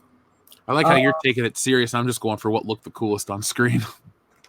Well, now once somebody brought up Sean Bean, I'm like, well, now these are like, no, the one in Gladiator is badass where he kills Commodus. Because Commodus, so Maximus has dropped his sword because he got stabbed in the back at the beginning of that, before that fight. He has disarmed Commodus though, and so Commodus pulls a knife out of his boot and goes to stab at the end of the fight. Goes to stab Maximus. Maximus grabs his arm, twists it around, and shoves the knife. Is still in his hand back into his own neck. I have to rewatch it. I haven't seen the movie since it first came out on DVD. We might have to watch that in Milwaukee because this is one of my all-time favorite movies. Like I said, I'll bring my old computer so we can have a DVD player. Okay. I'm trying to think of other deaths. I like Carl Weathers' death in the first Predator. He gets his arm shot off and then killed. Or when the dude got skinned. That's pretty gnarly. The Joker's death in the first Batman's great. Even Georgie's death in It Chapter 1 was really good. I felt really bad for that kid because he's so cute. And then it shows him get his arm bit off. And I remember going, what? Yep. And then, because in the TV one, Pennywise like opens his mouth, but then it cuts to the funeral because it was on ABC in 1990. But when they show the flashbacks to Georgie like walking around, he is missing his arm, so they do acknowledge. They just don't show it come off. But that surprised the fuck out of me when that happened. Mm-hmm. That was good. The Terminator scene in T2 is the only acceptable time where a dude can cry in a movie when he gives the thumbs up each time. It's pretty sad. That's probably the saddest movie death for me. Wait, the only acceptable time a dude can cry at a movie? That's a joke from the podcast. Okay. You gotta go back and listen to the episodes because we did a thing. How well do we know each other? And so I had said years earlier like that line. And so when we were doing the question, I was like, "What's the only acceptable scene for a dude to cry in a movie?" And the correct answer was when the Terminator gets dipped in the lava at the end of Terminator 2. So Dark Knight of Thrones says, "Loved your passion and sticking up for Anna. Thank you. Long live the fandom menace." And can I get some of those pretzels? They're actually wonton strips. I'm pulling an Anna and eating on stream. But I haven't really eaten all day. I've been very busy and streaming a lot. So I'm eating these. And there's nothing you can do about it. Thank you for the super chat, though. Like I said, so we are playing a modified. We're playing an on-demand. Well, I'm playing an on-demand mindless entertainment drinking game right now. So if you send a super chat and specify drinking in the super chat, even just the word drink would be acceptable. In whatever other message you want to send, I will drink. I can't promise that Jeff will also drink, but he might. Huh. Nomad's Cheap and Nerdy says donation for calendar. Thank you. In case you haven't heard, I'm making a sexy Jesse calendar. I heard from you directly. Yes, you have. I hope I can get a copy of them. No, so I might have to make a Cats one, a Sexy Jesse, and a Sexy Jesse plus Cats one because apparently people want all of the above. Hey, if you got an audience, go for it. There you go. Hi, Alex McCarthy. Howdy. So yes. Also, I pitched it to Ethan, and he likes the idea. I told him I want a commission off of it. That he should do a calendar. We decided last night he should do a calendar. 12 months of pie. So every month is him taking a bite of a different kind of pie. I'd actually buy that calendar. I really would. There were some requests to have a sexy Jeff calendar as well. Well, for the 6 people that would buy it, I'm sorry. Jeffrey Turner, aka Mega31 says Sean Bean doesn't die in Greek mythology films. I don't think he even dies in Silent Hill. I think he survives. No, he doesn't. So the Sean Bean rule, though, is if it's a good movie, he dies. If it's a mediocre or bad movie, he doesn't die. Silent Hill was not a good movie, so he dies. I agree that it's not a good movie, but I'm pretty sure he survived. Yeah. So rather, he survives. Yeah. So that's why I think if it's a good movie, the one exception to that rule is The Martian, because The Martian is a fucking phenomenal movie and he lives. So you're telling me to consider Goldeneye a good movie? Huh? So you're considering Goldeneye a good movie since he did? Okay, our whole relationship will work forever. We've discussed this before. Just let it go. Oh Just let me enjoy the Goldeneye. Orbital 1970 Goat says the blood-sucking lawyer's death in Jurassic Park. That's another great one. That is a great one. I don't like that kill because that guy's on Miami Vice and I like him. He gets eaten off of a toilet. He saved Crockett and Tubbs one time. All right, I still like him. He gets eaten off a toilet. Also, he's like he's not really that bad of a guy in that in the movie either. He's just the lawyer that we're supposed to hate and kind of a loser. Nomad's Cheap and Nerdy says Jeff gets a turkey suit calendar. That's Dion's gimmick. I'll get a leprechaun costume or something. That's what you guys should do. Is you guys should do a World Class Bullshitter calendar, and for every month, one of you is wearing some dumb suit for representative of a holiday from that month. True. We should also be firefighters in one. Kendo can dress up like a snowflake in January because he's white. So. He should just be a snowflake in every one. And you should definitely do a firefighters page. I agree. We'll put it in your kitchen. Well, those are cowboys. So I'm sorry. I didn't look too closely. And just so you know, those are not going away. So I'm not bothered by that. Good. I'm only in there to cook or grab something, so I am down with when we move into a place of our own, I am down to move them to the bathroom. To the what room? To the bathroom. Do I really have to use the toilet and look at dudes topless? What if we have 2 bathrooms? We'll put it in the guest bathroom. That is acceptable. So I'm cool with that. Yep. Thanks, Laura. Subscriber died. She gives the link to my channel. Agree with that sentiment. Heavily agree. All right. Yeah. So what else is? I was just thinking more of the deaths. Yeah, I'm trying to think of bad ones. Someone said bad ones too. Tawny Patterson's right. Logan's death and Logan is pretty damn awesome. Yeah, I wasn't crazy about that movie. I liked it enough to buy it, but it's not my favorite X-Men film, but I do respect it. I didn't like it enough to ever see it again. I've never watched it again. I think I got it for $7 on Blu-ray. That's my favorite thing about Black Friday, cheap movies. That you never watched. Not true. That's just one. I watched Avengers when I bought it. I've watched Deadpool 1 and 2. Admittedly, I bought the 4K release of the original Halloween for $7, but I don't have a 4K player yet, so that's something we'll have to rectify in the future. Mm-hmm. Mega Jetty says Bean survived in Troy and Percy Jackson. Who was he in Troy? I don't even remember. I've never seen Troy. I don't remember even in it. I'd like to quickly thank our friend Scorn0027. Thank you for the compliment. Troy was I don't know if I can qualify Troy as a good movie. It was a fun movie, and there were some good things. You're right. He was Odysseus. I do remember that. Actually, he was Odysseus. But I don't know if I actually qualify Troy as a properly good movie. I didn't see Percy Jackson, so I can't comment on that. I know Brad Pitt dies in Troy. I'm well aware. The whole Achilles plot line, you know. I think I was a little too old for Percy Jackson movies, so likewise. But yeah, I mean, not that I haven't also actively seen children's movies for fun. But. I mean, Jumanji 2 was a kid's movie, and we just went on how great it was. So the first Jumanji, I love that movie so much. That's one of those ones I watched as a kid a whole bunch, and just even though it doesn't hold up CGI wise, I still enjoy the hell out of it. Chapter Master Dante says, Jeff, the 7-foot mixed race leprechaun, I will pay to see that. Drinks. I will drink to that. I'll drink a little bit to that. I was sick earlier. That's definitely worth drinking too. God, there's a lot of sugar in this rum. Woo. Gross. I'm just drinking. It's pineapple flavored. Huh? Oh. It's pineapple. I bought this on Halloween for our drunk commentary. I got really shit-faced. I bought a cooler, like a little styrofoam cooler, and put ice, limes, beer, and just went all day. My body did not like it. Proper Jeremy, you know I'm not 7 feet tall. You've met me multiple times. Maybe he doesn't have a good frame of reference for what 7 feet is. I'm 8 feet tall, dude. Come on. Stranger says the worst movie death is the death of Logic in The Last Jedi. Ooh, I like it. Said, yeah, absolutely. Orbital 1970 Goat said the Shredder's death in Teenage Mutant Ninja Turtles. Doesn't he just get thrown off the roof? We're talking about like the live action movie because I didn't see that. Yeah. Oh, you haven't seen that? Nope. We should watch it just because it's for two reasons. It's old and kind of good. Well, that's two reasons right there. But it's Jim Henson puppetry, and it really holds up well. So just from a technical standpoint, I think you should check it out with me.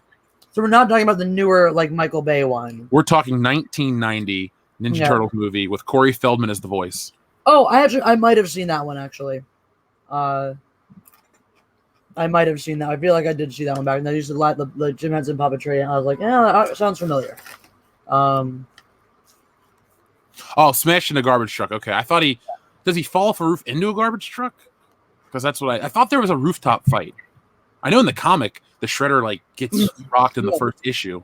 There it is. Mega Jetty says Bean conceived the Trojan horse in Troy as Theseus. That's who he was. He was Theseus. Jango Fett does have a terrible death.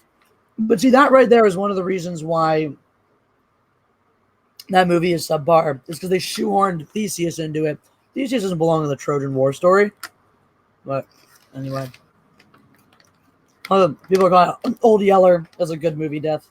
That's a sad death. It's so sad. You want to watch it? No. Want to watch Homeward Bound? No. Because I really love Homeward Bound, though, so I kind of want to watch it, but also hate myself every time I do. Well, since we're only going to see each other for a week at a time for the rest of the year, let's not do anything that's going to make us depressed. Harrison Ford says, Jesse, run before it's too late. I have you now. Mm-hmm. Talia's death in The Dark Knight Rises. I love her death. It's so bad when she breaks her neck and she's like, oh, bless. The The best death is the girlfriend and the boys. Holy shit! Did you watch The Boys yet? So the guy's talking to his girlfriend, and he's up on the curb, and she's standing slightly off the curb, and all of a sudden she blows up into a bunch of pieces. Here, this speedster had run through her, and the guy's left holding her arms. It's violent as shit. It's a great show. The fuck? Yeah. Holy shit. That's rough. Yeah, because that sets the guy up to want to kill all the superheroes and do stuff. It's a really good show. I'm working on a Marvel video, and we talk about The Boys and other comic brands that could have great longevity if done right. Jet Joe Johnson says, watch Adam Sandler's Little Nicky. Funny. That is a great movie. Did you ever see Little Nicky? Oh, yeah, back in the day. I have all the toys. No, it's such a fun movie. Because you have something that he doesn't. A speech impediment? Oh, that was one of the greatest lines. And then Adolf Hitler getting pineapple shoved up his ass. Release the good. I remember that part. And he puts his hands out and rainbows and shit fly out. That my favorite line in that is definitely that speech impediment. It's just great. Chapter Master Dante, John Coffey from the Green Mile. Man tears all the time. Man tears all the time. I haven't seen that movie. I need to. I also have not. It's one I have not seen. It's on my list of things to see. But I do enjoy Shawshank Redemption, and I know that's Stephen. They're both Stephen King prison stories. Yes, Stephen King. When he writes novellas and shorts, I think he does a much better job than his longer. I like the storytelling in his longer works, but he always kind of gets convoluted or goes off the deep end at points. I really, really enjoy his novellas. I think that he just has really tight quality storytelling in those. I'm just reading people talking about the Shredder's death. I remember in the second one, this wrestler Kevin Nash plays him, and he becomes a giant. He's Super Shredder. Fun. No, it's not. It's not a good movie. Secret of the Ooze. I was never a Ninja Turtles kid, so I don't know why I'm talking about it like I'm nostalgic. I was a Power Rangers kid, and that movie sucked. Yep. I was a Teenage Mutant Ninja Turtles kid as well. Definitely a fan of the show. Love the theme song. Teenage Mutant Ninja Turtles. Yep. I liked. So the thing with me was the first thing I really remember. I mean, I was into like a few things, but Power Rangers was the big thing, and then I got into all the Marvel cartoons. Well, the Marvel cartoons came out first. Well, X-Men did, so I was always into the Marvel shit. So and then DC came out with it goes Superman. No, it goes Batman, X-Men, Spider-Man, Superman. Sorry, I'm trying to think of the days. Anyway, the order they came out, I was into all of them. Had the toys. Ninja Turtles just weren't for me. I never liked animal things. So you're a sociopath. That's fine. You didn't like Street Sharks? No, I hated that show. Dude, Street Sharks was the shit. What is wrong with you? It was so dumb. It was so good. I will hear nothing bad about Street Sharks. Did you also not like gargoyles? Because statues aren't people? I liked gargoyles. Because that guy, Greg, what's his name? Greg, oh, fuck. I usually know his name. He went on to do the Spectacular Spider-Man and Young Justice, and those are great cartoons. I'm going to take a cheap shot at Midnight Luna just because I know she'll appreciate it. Because she says, what the hell, guys? You need to get your movie watching. Some of us do things like take walks, Midnight Luna. So we don't always have time to watch movies. That's a low blow because Midnight Luna is in a wheelchair. Jesus, I thought you liked this person. I love her. Midnight Luna's great, but she'll appreciate that because she's got a sardonic sense of humor. Oh, okay. I was just like, ooh. I believe she was the one who asked me back in the day to do a meant to offend video about. You told me about this. Yeah, I think Midnight Luna, you were the one who asked for that specifically, right? I know you enjoyed it, but anyway, just thought I'd take that shot because I knew that you would be surprised with it. Well, I know you'd be surprised. I knew Midnight Luna would be okay with it. Otherwise, I wouldn't do it because she's awesome. Fuck Google too. Says X-Men cartoons good. Captain Planet no good. Captain agreed.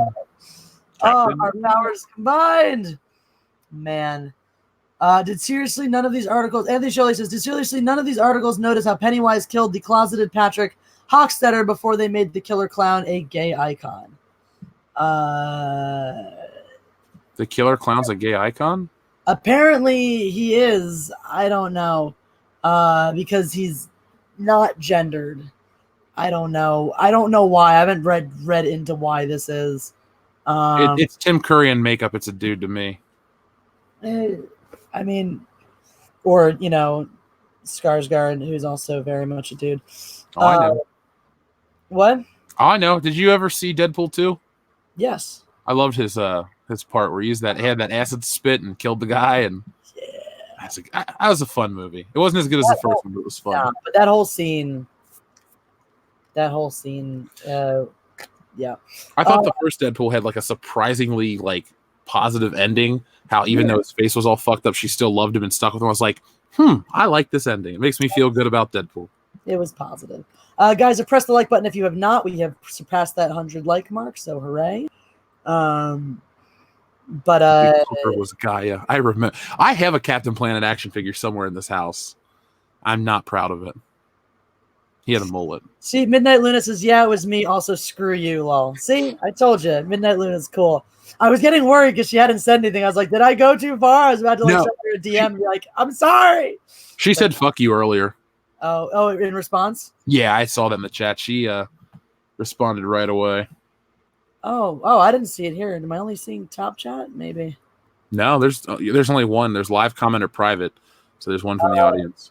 Because I have my pop-up out here. Oh, okay. I'm looking at the other one. That's why mine's slightly slower than yours. Yeah. I don't know, Blatant, who gave it a dislike, but I thought it was a pretty good show. Got it. There it is. Who the F disliked? Butthurt people who are sad. I don't know. Somebody who's mad that I'm streaming while Jeremy's 8-hour stream continues. Are they still going? I don't know. Nope. They're finally done.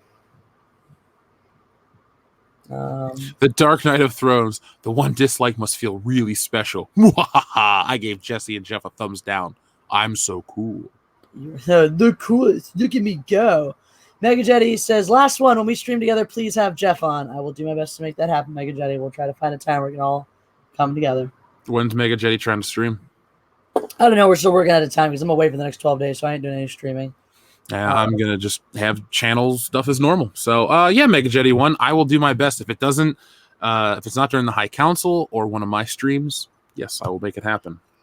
Oh, God. Orbital 1970 Goat says, have you guys seen Funny or Die, Captain Planet parody? Don Cheadle is Captain Planet but turns evil. It's awesome. I've seen this. That does sound amazing. We'll watch it after we have a couple Berserkers. We should do that. Triple J82882 says, go birds, fly, eagles, fly. Bam. Agreed. I gave it a thumbs up. I have no dog in this fight. Eagles rock. Orbital 1970 Goat, thank you for bringing this to my attention because I will definitely watch this. Yeah, I was going to mention it when somebody mentioned the cartoon. I just assumed you had seen it since you were up on things. You're cool. You're hip. What am I up on? Things. Midnight Luna says, you can't offend me, remember. I do remember. I'm definitely up on ASL. That's something I'm up on. I would hope so. It's very important. It's very important. It keeps people together. Must be on top of ASL at all times. All times. There's times. never an inappropriate time. No, it's never an inappropriate time to just whip out your ASL. No, never. That's all I know. Well, I know that too, but you know. I used to know bitch make me a sandwich. Maybe I still do. Fuck. No, I don't remember. Well, you don't have lunch meat in your apartment, so I couldn't help you out. How do you know? Huh? I don't right now, but I don't I know. I lived with you for a month. That doesn't mean that I never have lunch meat because I do. Does. We had that discussion about having lunch meat in the house. Yeah. No, I do occasionally own lunch meat. Occasionally. Anyway, you have a super chat from Tyler Preston. Make a lot of sandwiches, so I don't want shit goes bad quickly. I'm not gonna have like half a pound of sliced turkey breast in my house, just so it goes bad. Well, when I am there for extended periods of time, we'll have sliced turkey breast. Why? Because I'll eat it. Oh yeah. It's not gonna go to waste. That's fine. We're gonna do some cooking. Preston says, ever watch Exo Squad, a very underrated cartoon? I believe I may have. Let me look that up. I used to watch Botmaster. That was old. Let's see. Exo Squad. Did I watch Exo Squad? It had a Daytime Emmy nomination for Outstanding Film Editing. I may have seen it, but it was on for about a year. The Neo Sapiens. Why does this seem... It's not ringing a bell to me. I remember these toys for sure. I remember the show. I don't know if I watched it or not, but I definitely remember the show. Do you remember Beetleborgs? Yes, I hated that show, but I watched it every day. I love that show. What was with the clown ghost? I don't remember. I just remember really liking Beetleborgs. Big bad Beetleborgs. It was the thing is, I was into the Power Rangers so heavily, then they switched. I tried to stay into the other like Sentai ripoffs, couldn't do it. Yeah, no, I like Beetleborgs. That was, I think, the only other one that I liked. There was one that I swear to God wasn't Beetleborgs, but like VR Troopers. What? VR Troopers. Maybe, I don't know. Let me see. Mystic Knights of Tir Nanoog. It wasn't VR Troopers. No, not VR Troopers. It's just, if you know any more names of those, let me know. Describe it. It was 3 characters. They were white, black, and like gold. Gold was the color scheme.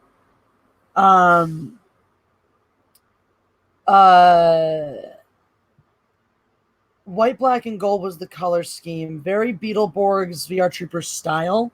Was it Masked Rider? I don't. I used to watch that. I had that action figure, Kamen Rider. Yeah. I don't think so. No, because it was 3. It was main. It was a core cast of 3. Oh, someone else super chatted. Beth Digott said, "My Girl, saddest movie death ever." I haven't watched that. Oh, Macaulay Culkin gets stung to death by bees. And they have to bury him. It's horrible. Oh God. And he's little too. He's like Home Alone looking Macaulay Culkin. He wears glasses. He's real nerdy. Somebody suggested Beetleborg Metallics. No, it wasn't this. I can visually see it. I can see it. I can see them in my mind. And I cannot. They were all white with black and gold. One of them had a cape. I think like whoever the leader was at a cape. There were 3 of them. This is one of those things that I'm convinced like I must have imagined because no one knows what the fuck I'm talking about. The other thing was, and maybe this was, I did discover what this was, and I can't remember it now either, but it was something, it was like some made-for-TV movie. I don't know if it was like on whatever channel it was, but it was like, there was something going like weird in the cafeteria where everybody was, why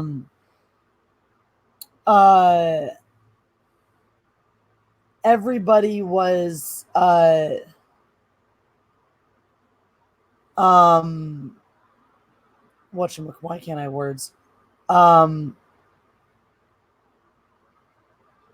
Real quick, random nerd of doom. I did a live stream on Saturday of last week. We were out of town, so we went to a convention, but I was on the High Council, and I'll have a live stream tomorrow night for the podcast, and I'll have one on Friday night for our drunk commentary for Halloween too, where you can ruin my life and my liver. Actually, not my life. My life's cool.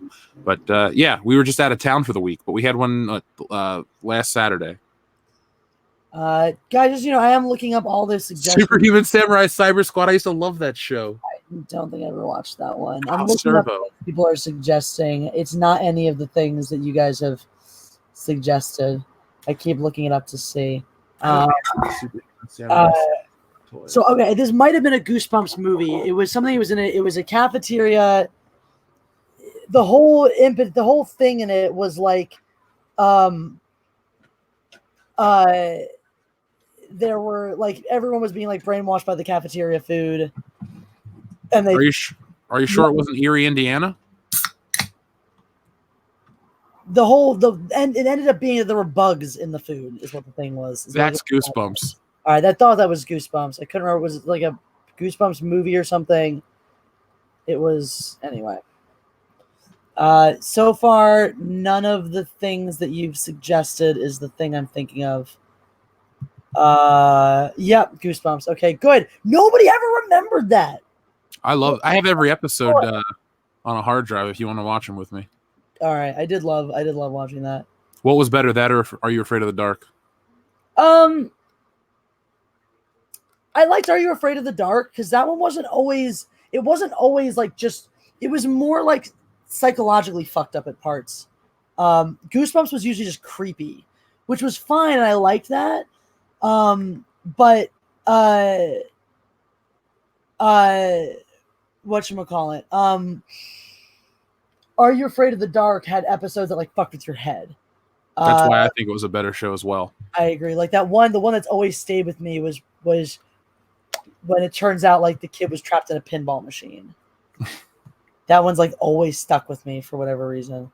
Goosebumps was fun, but Are You Afraid of the Dark was just a better show. Yeah. And it was cool the way they set okay. it up too. It was so cool the way they would set it up too, where it was like the kids coming together like in the woods to tell Midnight scary Society. stories. Yeah. Did you know what they used to throw onto the fire to make it explode like that? No. It's just coffee creamer. No. Like coffee creamer is highly flammable if you let it, like the dry stuff. Yeah. Oh, cool. A lot of things make fire go like that. I've played with fire quite a few times. Did you ever go into the backyard and just like create a little fire and just burn shit? No, never a pyro child. I burnt my thumb on a candle as a kid by mistake, so I never fucked around with fire. Oh, I fucked around with fire a lot. Captain Coffin Nails, I'm not live on 2 channels at once. I'm only live here. I'm no longer on the Geeks and Gamers stream. I'm just right here. I saw they were throwing cocaine in the fire. Oh man. I mean, Nickelodeon had money in the 90s, but not that kind of money. No. SpongeBob hadn't started yet. Cocaine money. Yeah. I just like the inhale. All right, let's see where I like margin at, because I am gonna have to go in a second because you got your open mic. I gotta go make videos. What is? I have to see Cleopatra 2525 now. Okay. The Squire of. Oh, I do remember Ghost Rider. That's not what I'm thinking of, but I do remember Ghost Rider, which is another thing nobody else remembers. I remember that show. I used to watch it all the time. Such a great. Do you remember the one with the purple creature, the slime creature? It was like a doll that came to life and it got giant and tried to kill him. I don't. I remember the movie better than anything else. Mm. The 2 heads are better than 1 bit. Ghost Rider. Yeah. Word. I remember the theme song, kind of. Because that was on PBS. Because we didn't have cable at my first house. Actually, we didn't have cable much at all in my life until I was in 6th grade.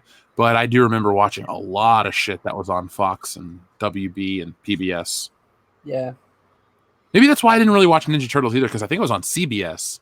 I have no idea. I wasn't aware of what channels were which things. Oh, I was up on my shit. My mom doesn't know how to use a TV, so I had to teach myself. It's funny. True, though.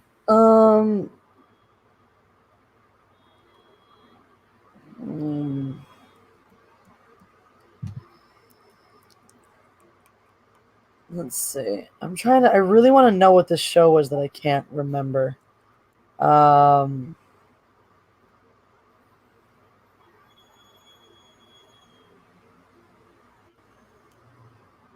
I see you making faces. I'm just trying to.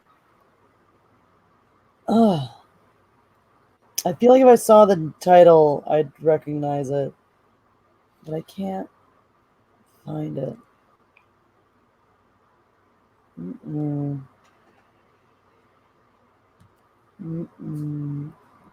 God, see you later, Dauncey. Why are there so many? Favorite black and white movie? Probably Casablanca.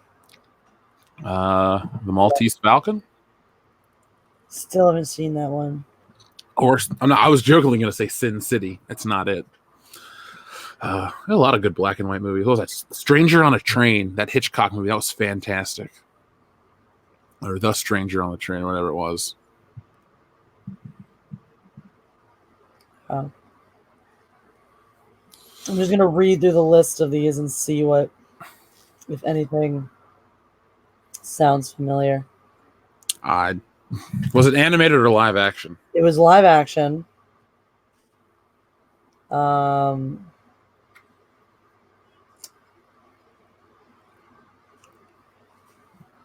you're sure it was a Japanese show? It was that style. I don't know.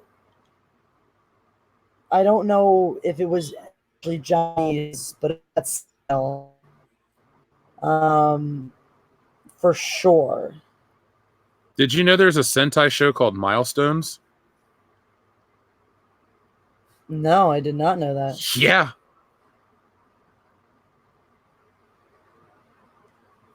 Let's see, images. That's what this page said. I typed in 90 Sentai black and gold cape because that's the best you could give.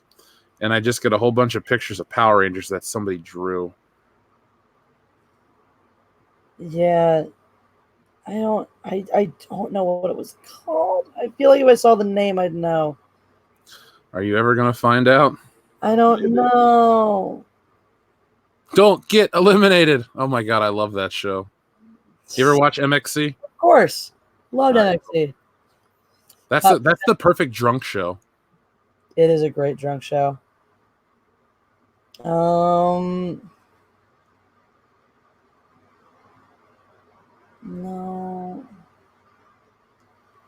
Yeah, now I'm trying to look and people are just like this is a boring stream. Sorry. Sorry, guys. It's gonna be an over stream really soon. But hey Jeff, you earned a milestone. LOL.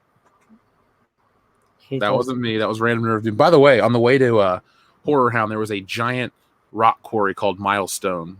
I was going to take a picture of it and send it to you, but I'm like, she wouldn't appreciate it. Gila douche. God, I love that fucking show so much. What are these people running from? They're not. They're running towards the. I don't know what it says. Is it tokusatsu? no. See if people in the chat are asking about that. That's the genre. That's the genre. But no. I wonder if I even recognize. I'm going to start randomly pulling out stuff from my collection.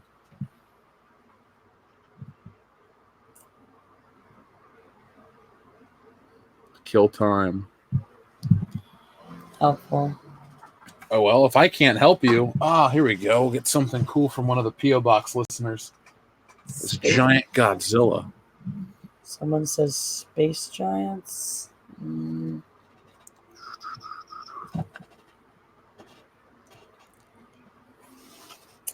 Nope, not space giants. Definitely not space giants.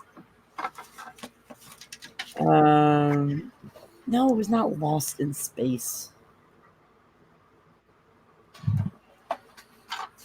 I'm running out of stuff that's in arm's reach. Mm-hmm.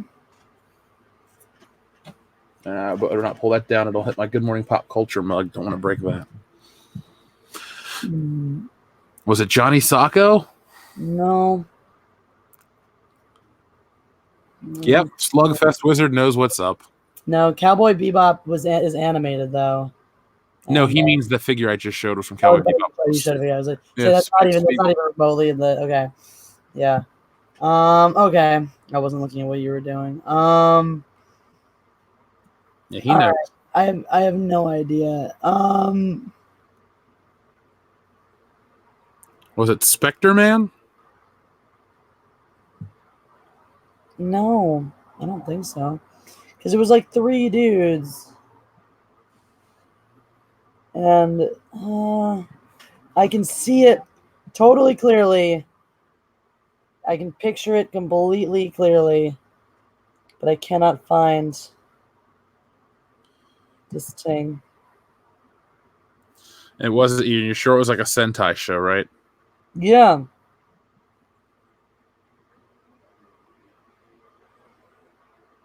I tried to watch the Japanese version of Power Rangers, the Zhu Ranger. It is really rough. People are like, it's superior. Yeah, well, it's not what I know. There. All about nostalgia.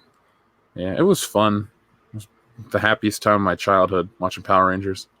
Hooray. It was great. I had all the shit. I had a costume. I used to go to my best friend's house, and we would just like pretend to be. I was Jason. He was Tommy. You're expecting Jeff to pull out Loop on the Third stuff from his shelf. Loop on the Third stuff is stored away in the closet, but I do have an SH Figure Arts that matches that Spike Spiegel figure because I enjoy nice Japanese imports. But yeah, I need to get caught up on Loop on the Third. I'm like 2 or 3 series behind, and I think there's a movie. Oh, man. I need to get caught up. I just don't have the time right now. Which Power Ranger were you? I guess they're asking me. I was the White Ranger because he was the coolest. But originally my favorite was the blue. And then I liked the green. And then Tommy was my favorite, but the Green Ranger always lost his powers. What? Tommy was lame. How was he lame? He was the leader of the Rangers. He was the best one. He was a douche. No, he wasn't. He was fair and just, and he bagged Kimberly, so that's cool. Jason should have been the leader. Jason was... Well, that he left the show, so should have been Jason. I will say this though, going back to look at the episodes on Netflix every once in a while, the episodes where it's just the 5 of them are the better episodes, and he is the best leader because the show gets shitty. I'm just going by what I liked as a kid. The Red Ranger's the better leader. He is the better leader. Should have remained that way. That's why I always had a thing. Even though my best friend was Tommy, so I was like, fine. I had a thing against. I mean, look, it's the white man usurper coming over and taking over from the red man. So. He started as green. Clearly. That's true, but it doesn't matter because he turns white, and that's when he usurps. So the only reason he took over as the leader is because he was just more popular. Every kid loved the Green Ranger. Because he's white. Because they made him white. They made him white. He was more popular as the Green Ranger. Yeah. See, as Triple points out, no, Jason was the leader until Tommy turned into the white. Do you know why they switched over to the White Ranger? So that he could be the white man in charge of everything. Obviously. No, because they ran out of footage. Because there's only so much footage of the Power Ranger shit. That's why they switch Zords, and that's why they fight random ass monsters and stuff that aren't even in the same series. Because they just basically Power Rangers is like, I bought a Japanese TV show and I have the rights to do whatever, so I merchandise the fuck out of it and I dub it and I add kids from America to be in it. So anyway, usurper. He's always been a usurper to me. Tommy was the Han Solo of the Power Rangers. You damn right. No, he was not. Yes, he was. No, he was not. Not even a little bit. He was more like Luke Skywalker. No, that'd be Billy. Yeah, accurate, actually. I like Billy. The Blue Ranger was my first favorite one, so. So next time you come out here, we'll have to hang around the Oaks and see if Walter Jones comes in. That'd be cool. You know him, so it wouldn't be weird if I said hey. No, you wouldn't. We're on the basis where like there's no way he's gonna remember my name because he's been drunk most of the times we've talked, but he'll recognize my face and be like, "Hey, you!" Like, and we follow each other on Instagram. So. Well, you can then introduce him to me, and I'll go, "Yeah, I loved your show as a kid. What are you up to these days?" And not even make a big deal about it. Don't ask him what he's up to these days. Why? Is he making porn or something? No, he's just you're talking about the struggle and how it's real and all this stuff. Most of what he's up to is milking the con circuit because he's really not up to a whole lot. Okay, well, Megazord Jeremy Walter Jones is the original Black Ranger. He was Zach, the best Black Ranger, Zach. Absolutely, Zach, way back when. Zach man and hip hop keto and all that shit. Yeah, believe me, I'm not gonna go grab it, but on the shelf I got all the original Rangers, like from the 90s, the big figures. Then we got the Dragon Zord, the Megazord. Then we got a newer Megazord that I bought. And then I got, this thing right here is a high-end Dragon Zord. Somewhere there's a Megazord up here. Midnight Luna's going to sleep. So, yeah, this is that's something I'll never get rid of, my Power Ranger stuff.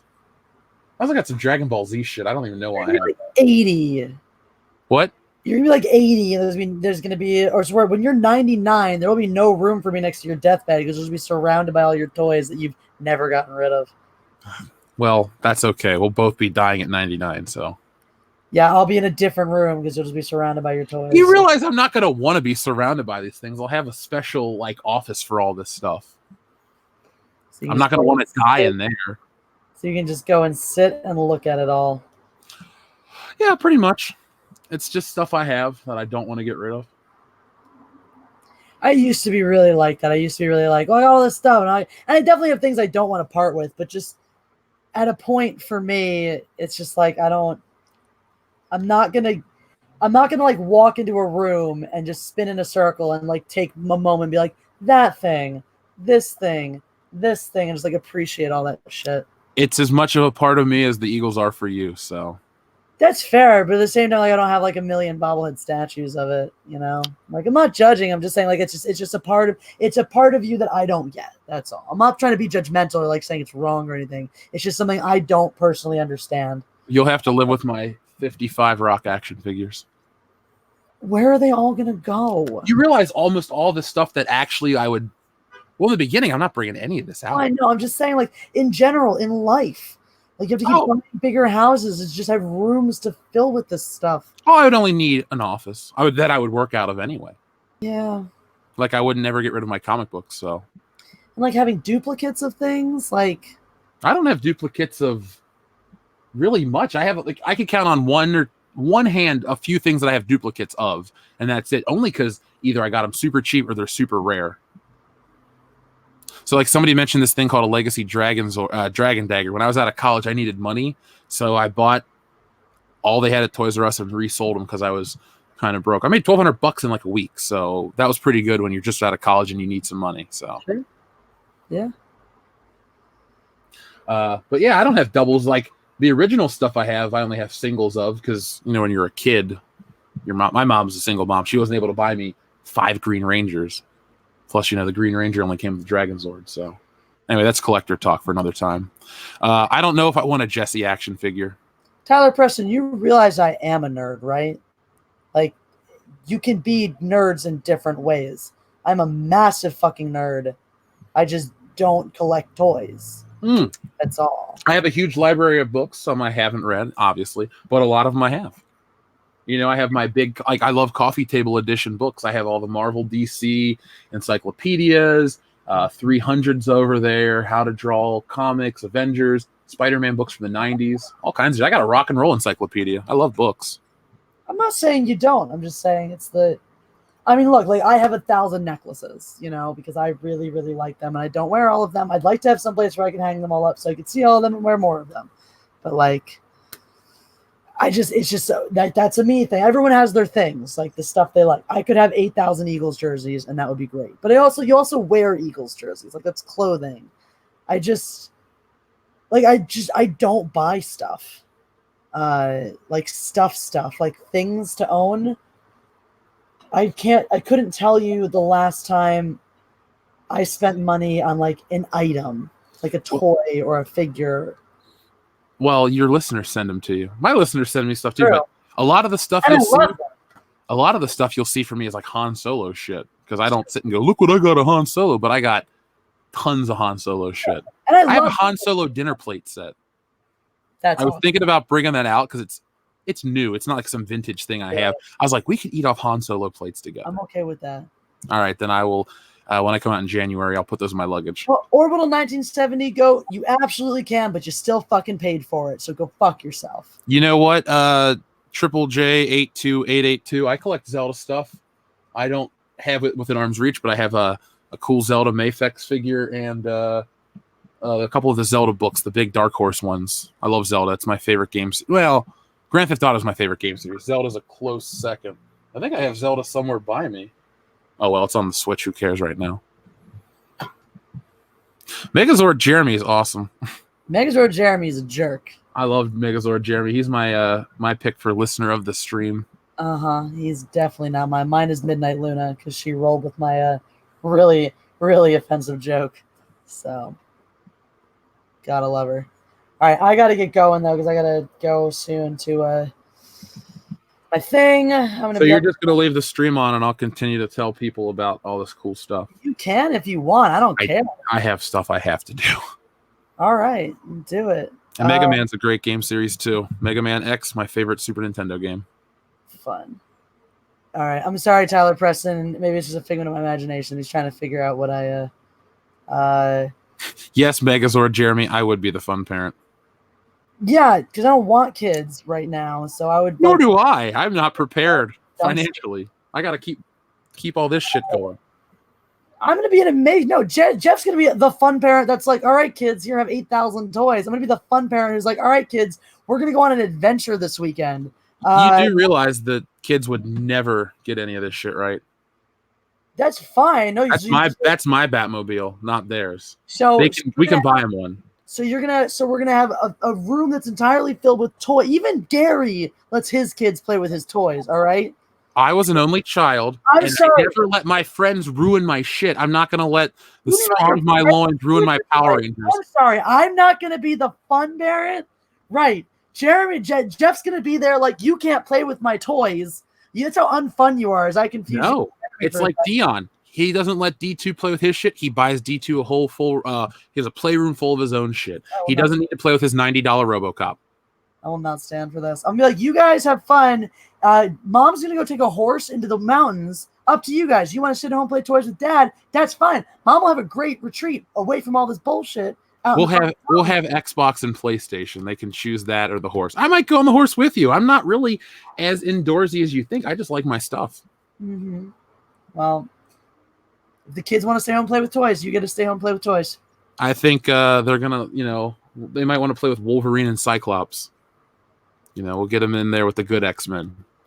This is not a I don't have any stupid X-Men figures. I only buy what I like. So. I just don't buy things. It's just easier that way. Well, rooms in my house for all my clutter. It'll be the most kick-ass office you can imagine. Megazord Jeremy, horses very infrequently have ticks. Only in really, really bad seasons and if they're in certain spots. But I remember only one season that was a really, really high tick season that I actually had to worry about picking ticks off of my horse. And that was a gross season. But you don't get ticks from riding horses. It's not a thing. Clearly somebody spent too much of their childhood indoors. Is that a dig at me? No, that's a dig at Megazord Jeremy. Oh, okay. I was just like, hey, I live in a rough neighborhood. My mom wanted to protect me. Proper Jeremy says Jesse riding a horse will scare Dion. I'm counting on it. He agreed to carry one by a rope, though, so... Carry one by a rope. Lead it by a rope, excuse me, all right? You just say lead it. It's understood that there's a rope involved. What if he leads it with the force? I don't know. All right, I do have to go, though, so... Thank you. What if Jeff brings the horse into the house to play with the toys? The horse can't play with... Look, there will be things the horse and the kids can play with. It's not going to be the Rock. They want Rock figures. Well, they don't even know who the hell he is. The kids can get Spider-Man and Batman, but not my Michael Keaton Batman doll, because that's mine. So whenever I'm really mad at you, I'm just going to take one of your Rock figures and let my horse grab it by the head and just swing it around, take a video, and show it to you. That could break a relationship. Depending on the Rock figure, to be honest. There's a couple I'm okay with. Not, any of the bald Rock figures where he's smiling, you can just, those are whatever. But any of them with hair, those are probably the ones from when I was a kid. Don't destroy them.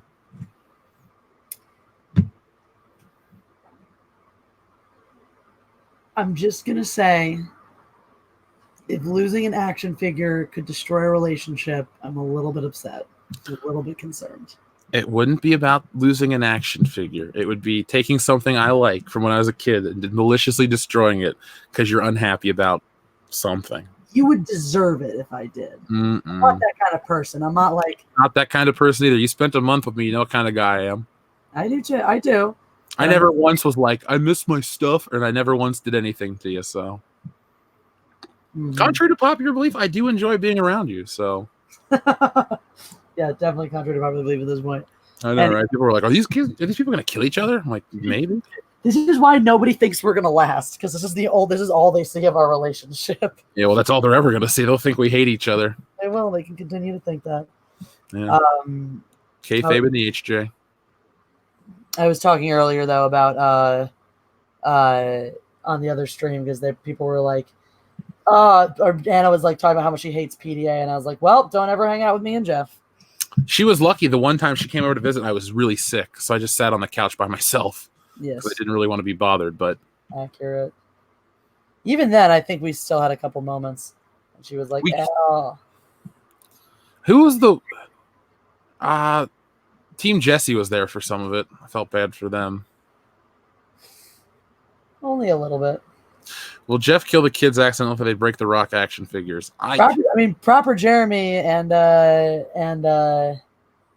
And Obi-Wan definitely witnessed it at the Scum and Villainy. That's true. Proper Jeremy, still remember Jeff sleeping on one of those streams last month. Yep, That was so cute. He was right next to me and he fell asleep on me. I mean, I could share that picture, but I won't. So I did share that picture. It's on Instagram. Thank you. You know that. It's been up there for ages. That's true. I do like that photo. It's really cute. It was a comfortable sleep. Megazord Jerry says they could always have more kids if I killed one of them from breaking the rock. I'll just I'll have an office to work out of. I'll get a couple nice IKEA shelves with the glass fronts, and it'll just be like it is in here, but organized. Because not everything's coming with me. Like, I don't know. Oh man, guys! If you hear a dude with a really deep voice on a new Cricket Wireless commercial, that'll probably be coming out in a little bit. That's my friend Isaac. Thanos? Yeah. Good for him. Thanos and all of the Marvel,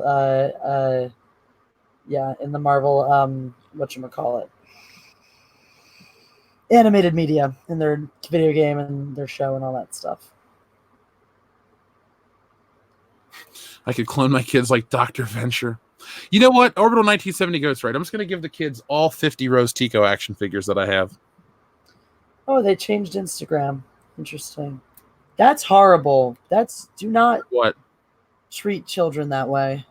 Just be like, hey, kids, it's the hero of the rebellion, Rose Tico. You will not treat our children with such utter disrespect. Can I be honest? If it wasn't shitty to the audience, I would have sold off the Rose Ticos, but can't. It's I don't sell off or get rid of the shit I get from the P.O. box, so it's kind of like, what do I do? Eventually, maybe sell it off or get rid of it. One day I'll have to, because people send in, like, I know you get stuff in the P.O. box. I get carts full of shit. I know. And like, yeah, we took a car full of it up to Indianapolis. Crazy. All right. I legitimately do need to go. Having fun? Yeah. I do need to go. Yeah, Proper got to meet Isaac at Memorial Day barbecue. He came late. All right.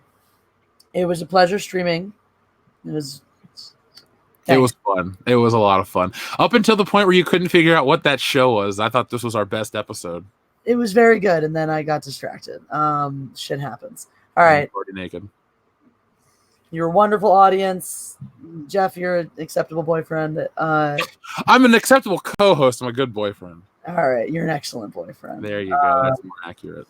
Like a subpar co-host, but I don't know. I prepare for my shows. That's why we get 1,000 people watching. And what, like two times?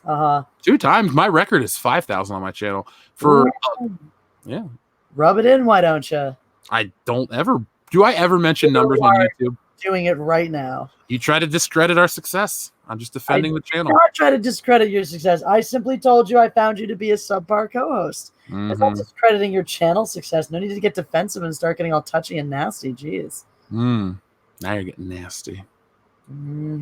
All right. I gotta go. I gotta get to my mic. And yeah, you got to be there in like 30 minutes, right? Yeah. No, I have to be there in 20 minutes, and it's gonna take about that long to drive there. Well, all right. We'll just end the stream, or I'll just leave. Oh, I'm ending it. So bye, world.